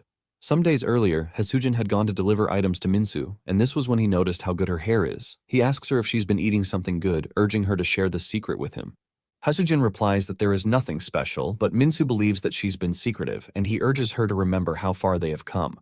This is when Hasujin starts to wonder if there is really a change because her friends had said the same thing. Her friends had told her that she was glowing while asking if she was dating someone new. It suddenly dawns on Hasujin that this can bring in a lot of money because the beauty market is huge and it has incredibly high profit margins. Hasujin then tells Minsu that she has been eating the black beans grown by Chansu, the Apostle of Abundance. Hasujin knows that it might be a bit dramatic, but all of Chansu's crops have actually produced a dramatic effect. Minsu immediately becomes interested because he has always thought Chansu was just a profiteer. Hasujin is worried because Chansu has occupied the nearby blocks, but Minsu lets her know that he doesn't mind making Chansu his brother as long as he is able to help them out. He reveals his intention to initially attack Abundance because they occupied areas around the Violence faction. Minsu immediately withdraws this idea and even decides to make Abundance his colleague, saying any attack on Abundance is an attack on him, which is an attack on Violence. However, he tells Hasujin that he will have Chansu's head if he doesn't live up to his expectations. Hasujin can only hold her head down in frustration because she has somehow pushed Chansu into another complicated issue. Now that Minsu is standing in front of Chansu, Minsu tells him not to try to lie because Hasujin already told him everything. Chansu is shocked to hear this, but suddenly remembers Hasujin telling him that Minsu might be coming for him. He finally understands what she means by this, but he takes solace in the fact that Hasujin didn't spread the rumor out of malice. Minsu then asks Chansu if he is trying to swallow Violence because he has already occupied all the blocks surrounding them. Chansu replies that he didn't actually know that there was a village there. Minsu tells him that it's a bit too much to call it a mistake because they were already preparing for war. But it doesn't matter. Seeing how everything is played out, Park realizes that Chansu is already hooked to the Violence faction. With a scary voice, Minsu lets Chansu know that he's going to have himself to blame if it turns out that he can't do what they want from him. Chansu holds his head in frustration, wondering why everyone is choking him out because he is a freaking farmer, not a doctor. Apparently, when the Earth got ruined, there were so many negative people crying over it, and among the many dispatched worlds is the block-type territory world. There was a place compatible with a god that is considered very important, so it was inevitable that there would be much negativity. There were also some who embraced wrath in their time of pain. It turns out that a ridiculous fate awaits them, and this is a fate where they would go bald. Those who were afflicted with this started crying, saying they would have chosen negation instead. One even thought about shaving all of his hair off, but his senior let him know that this is also not going to help. It turns out that their hair falls out anytime they use their powers. In the end, it meant becoming more powerful while losing more hair or remaining a lower apostle while protecting one's hair. The Violence faction was where true warriors were chosen, but even they had not given up on their hair. Minsu then tells Chansu that they are now brothers, and he tells him that he is pretty sure that there is a way. Deep down, Chansu is crying in pain because he has no idea how to help grow Minsu's hair back. Chansu teases Minsu, asking him if he has tried visiting negation because bringing back the dead is their specialty. However, Minsu's facial expression tells Chansu that he can't be joking with things like this. He quickly apologizes, and Park knows that Minsu and his gang are already desperate, which is why they had to come to Chansu for help. Chansu then wonders if it is okay to use the blessing of abundance on a human.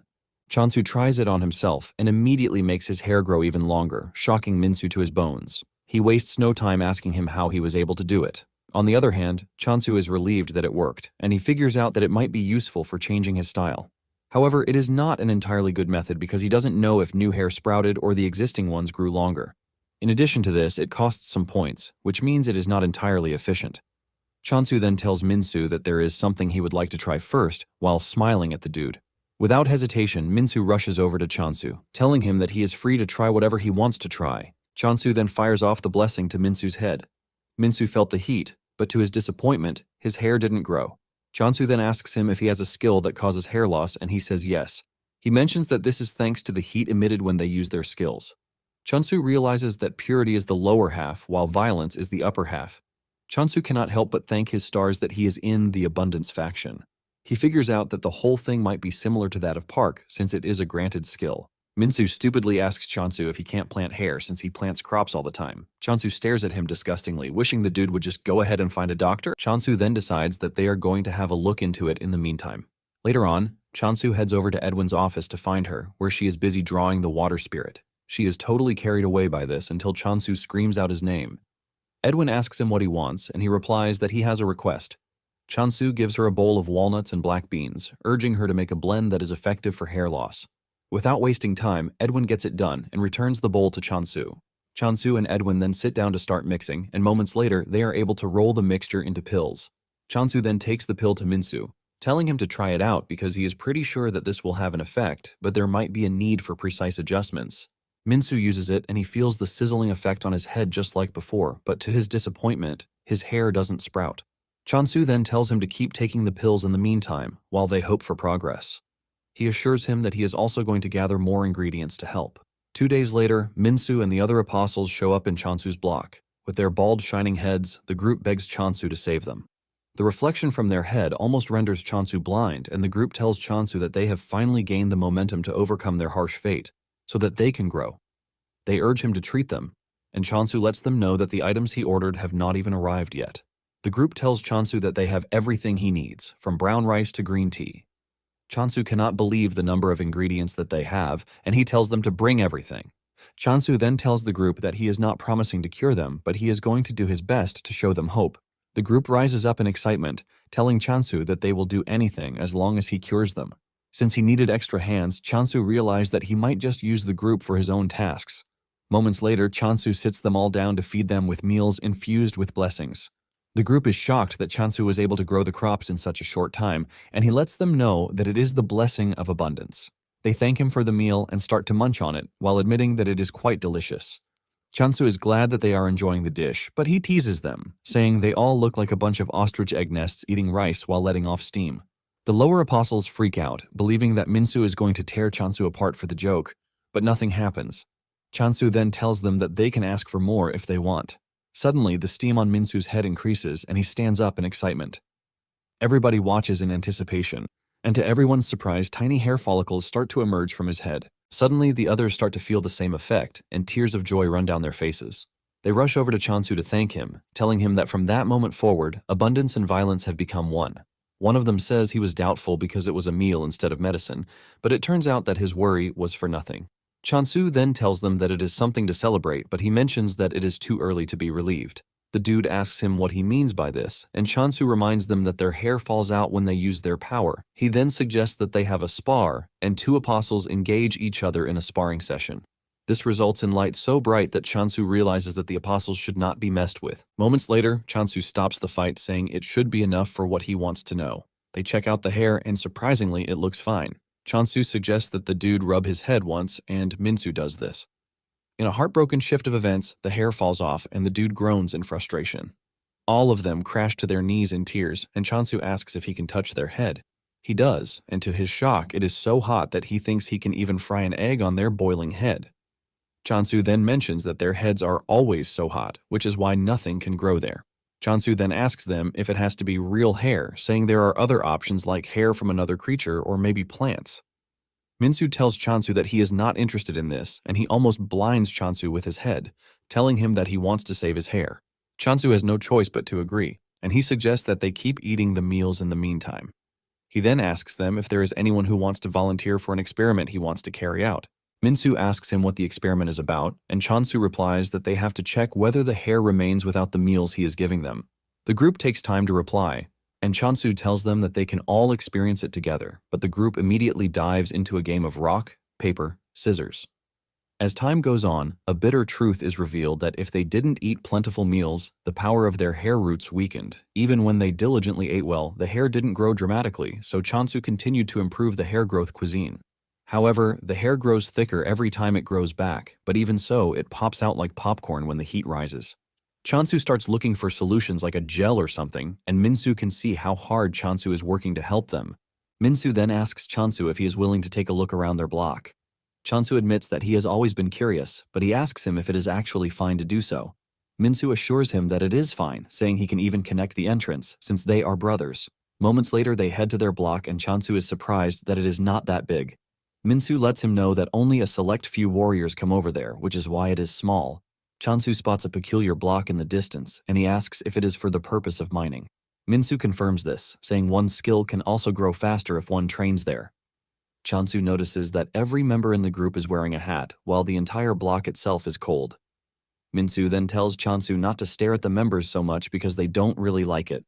Chansu apologizes for this and realizes the need to finish the medicine as soon as he can. Chansu then asks him what grows on the snowy mountain in the distance, and Minsu replies that it is a spiritual medicine called Snow Ice Herb, which contains cold energy. Chansu realizes that he was only trying to change the subject, but it appears that the medicine might help with the cooling hair gel he is trying to develop. Minsu mentions that the medicine sells for a high price, but it is not useful for them because if they eat it, for some weird reason, their strength weakens. Chansu says this might be because it suppresses the authority of their skills, and since this is the case, Chansu is confident that it will be useful. Chansu asks him if the ingredient is a plant, and Minsu reveals that it is grass. Chansu is glad to hear this, saying he might actually be able to increase the efficacy and properly cultivate it. Chansu then asks Minsu if he is willing to sell at a higher price, while also using it as a material for cooling hair gel. Some days later, the familiars almost lost their minds when they saw Chansu bring Edwin into the block. Edwin turns to Chansu, telling him that the chick is shouting, and Chansu lets her know that Ari is shy around strangers. Deep down, Chansu hopes the familiars will lay off of Edwin because she is just a cool person who only cares about spring. Chansu is able to distract the familiars with food, and once their attention is off Edwin, she thanks Chansu for bringing her to the temple. Chansu lets her know that it is all fine because it is his request. He then suggests that they finish up what they are doing as fast as they can. They mix all the ingredients into a test tube, squeezing them all together, and in no time, the required hair cooling gel emerges. Chansu commends Edwin, telling her that she has worked hard, but Edwin humbly replies that it is her job. Chansu also thanks Spring for always working hard because he is always available to make water. Moments later, Park shows up, and to his surprise, he realizes that the hair cooling gel is already done. What is left is the hope that it works, and Chansu says they just have to keep trying. Chansu is about to leave to test the effectiveness when the goddess grabs him by the leg because she can't believe that Chansu is always off to somewhere. Chansu is shocked by this, and he realizes that the goddess must be worried because they have been spending less time together. Chansu then carries the goddess to somewhere private to whisper something in her ears. The goddess turns red from blushing, and once Chansu realizes that he has satisfied her, he prepares to leave. He assures the goddess that he is doing well because he knows she is just worried about him. All the goddess can wish for is that her apostle returns safely, and with a smile on her face, she declares that her apostle is the best. Shortly afterward, Chansu arrives at Minsu's place and he finds them meditating. Their hair has grown too, and Chansu tells them that the hair gel is ready. He gives Minsu a chance to try it out, and he does, giving him a chilling vibe on the head. Minsu decides that he is going to try to use his skill, and after releasing power from his body a bit, Chansu tells him to stop. Chansu lets him know that the gel is a temporary fix.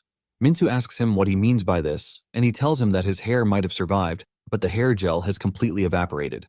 Minsu then suggests that they put the gel inside his hat and wear it, and Chansu admits that it is a great idea. With this, Minsu decides to try sparring, and after a successful sparring session, Chansu tells Minsu to take off the hat. However, he is reluctant to do so because he is scared that his hair would fall off. One of the apostles doesn't really care what he thinks, and he drags the hat off his head.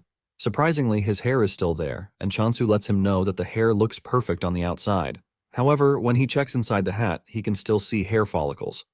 In addition, Chansu knows that Minsu held back his strength because he was scared that his hair would fall off. Chansu lets him know that he cannot truly overcome this way if he is scared of the unknown. Chansu then tells him that the only solution is to grow the snow ice plant on his head.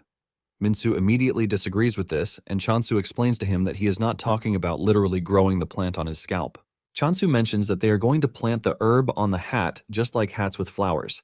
Minsu is not entirely impressed, and Chansu says that they can try something like an Indian headdress. In fact, he tells him that he can think of it like a plumed helmet because back in the Roman era, this was the peak of manly fashion. Minsu is still not convinced, but he wants to know if it is really possible to grow the plant in a hat. Chansu tells him that the problem is not the hat, but the environment. He wonders if there is a way for the snow ice herb to survive the heat.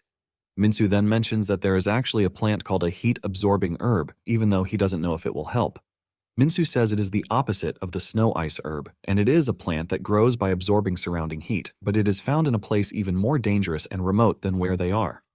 Minsu mentions that there were people who usually gathered it, but at the moment, everyone has been catching parasites. Deep down, Chansu immediately figures out that they have started a parasite farm.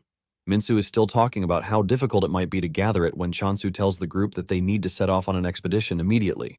Back at the temple, it turns out that Chansu left Hamstall behind, and this has everyone curious because he always carries him along.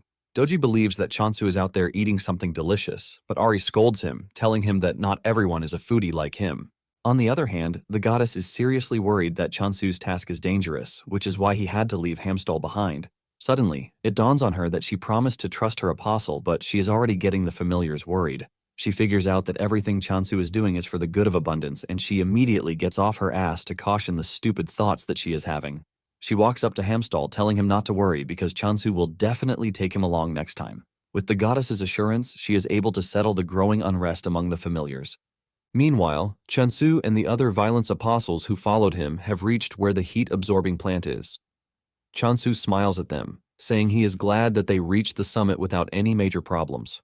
However, Minsu and his gang can't believe what they have witnessed so far. They start whispering among themselves because on their way to the summit, Chansu was easily cutting down monsters like they were nothing. It is at this point that Minsu knows that they would have been dead if they had tried to declare war. Chansu notices the strange expression on their faces, and he asks if something is wrong, but they quickly adjust, telling him that nothing is wrong. Minsu then mentions that when a block is swept by one of the 7 calamities, the typhoon, the environment usually changes completely. But he is glad that it didn't happen there. Chansu is shocked when he realizes that something like that happened on the mountain. He then suggests that they head up quickly before the typhoon blows. Suddenly, Chansu turns his sword into spider legs so he can sit on it and use it as a means of transportation. Minsu asks about it, and he replies that it is his sword that changes form at will. Minsu is surprised, but even more surprised that Chansu is using it for something like this, and Chansu teases him, saying he lacks imagination. Suddenly, they come under attack by an eagle, and to Chansu's surprise, the eagle is completely bald. Minsu decides to take on the eagle, and before doing this, he splatters plenty of hair gel on his hair. Minsu goes after the eagle and punches it to the ground, knocking it out. He even carries it back to the team, and when Chansu asks him why he is still carrying the eagle, he replies that it is a delicacy. Moments later, they finally made it to where the heat-absorbing plants are located. Minsu talks about how refreshing it feels to stand where they are, and Chansu explains to him that this is because the heat-absorbing herb is absorbing the heat.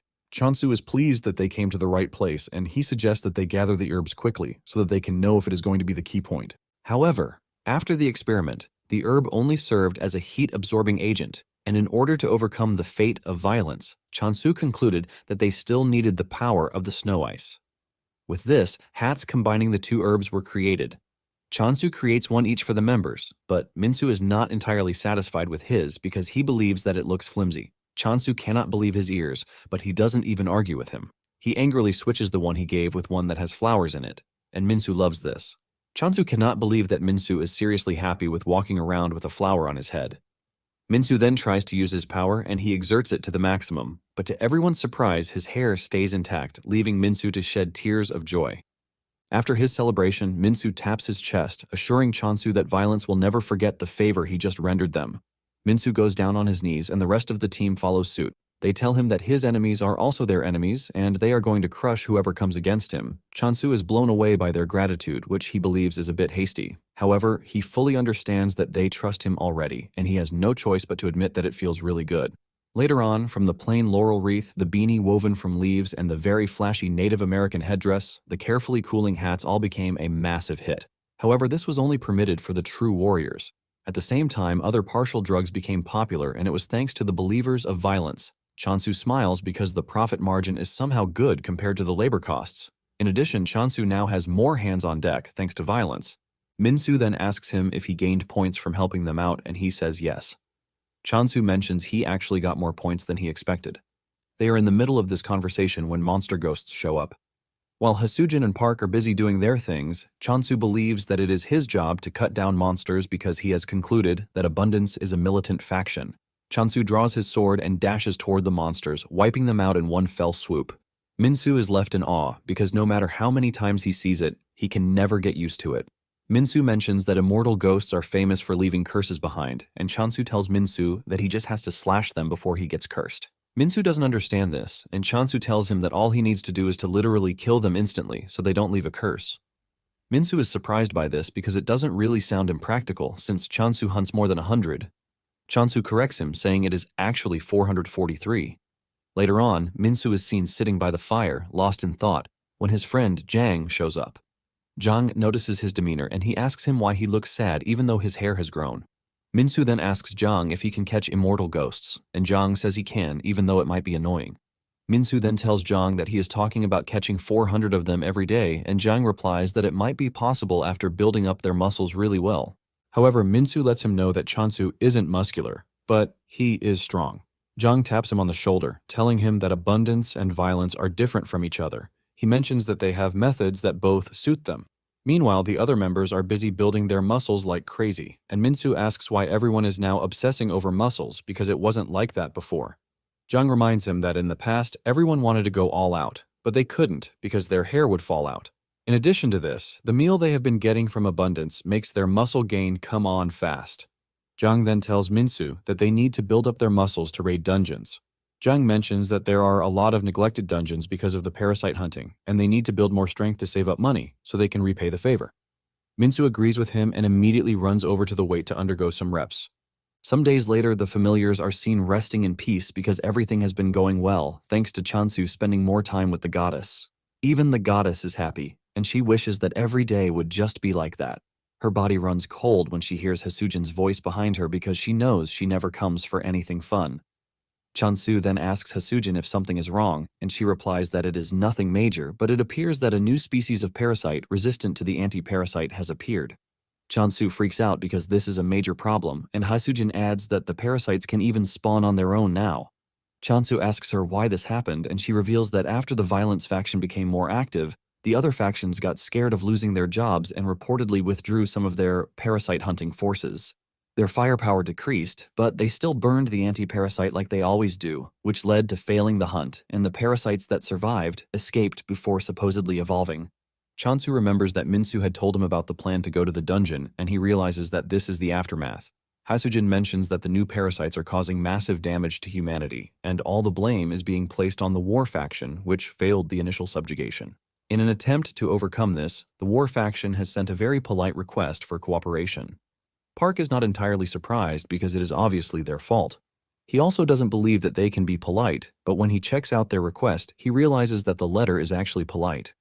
Hasujin tells them that it is pretty serious for one of the top factions, the war faction, to have taken such a low stance. She also adds that the products of abundance have a huge influence on the world, and for war to have asked to make a new anti-parasite, it shows that the parasite's resistance has gone through the roof. Chansu then asks Hasujin about the reward for this. Hasujin mentions that the war faction has hinted about an artifact. Chansu asks if it is an artifact of abundance, but she says no. Chansu is surprised by this because Hasujin already told her that artifacts need to be compatible. Chansu asks if it is an artifact of war, but Hasujin says no. In a surprising revelation, she mentions that it is an artifact of death. Well guys, that's the end of the video. If you like this video, comment next part in the comment section. Also subscribe to the channel, hit the bell, and like the video. Thank you for watching and see you next time again.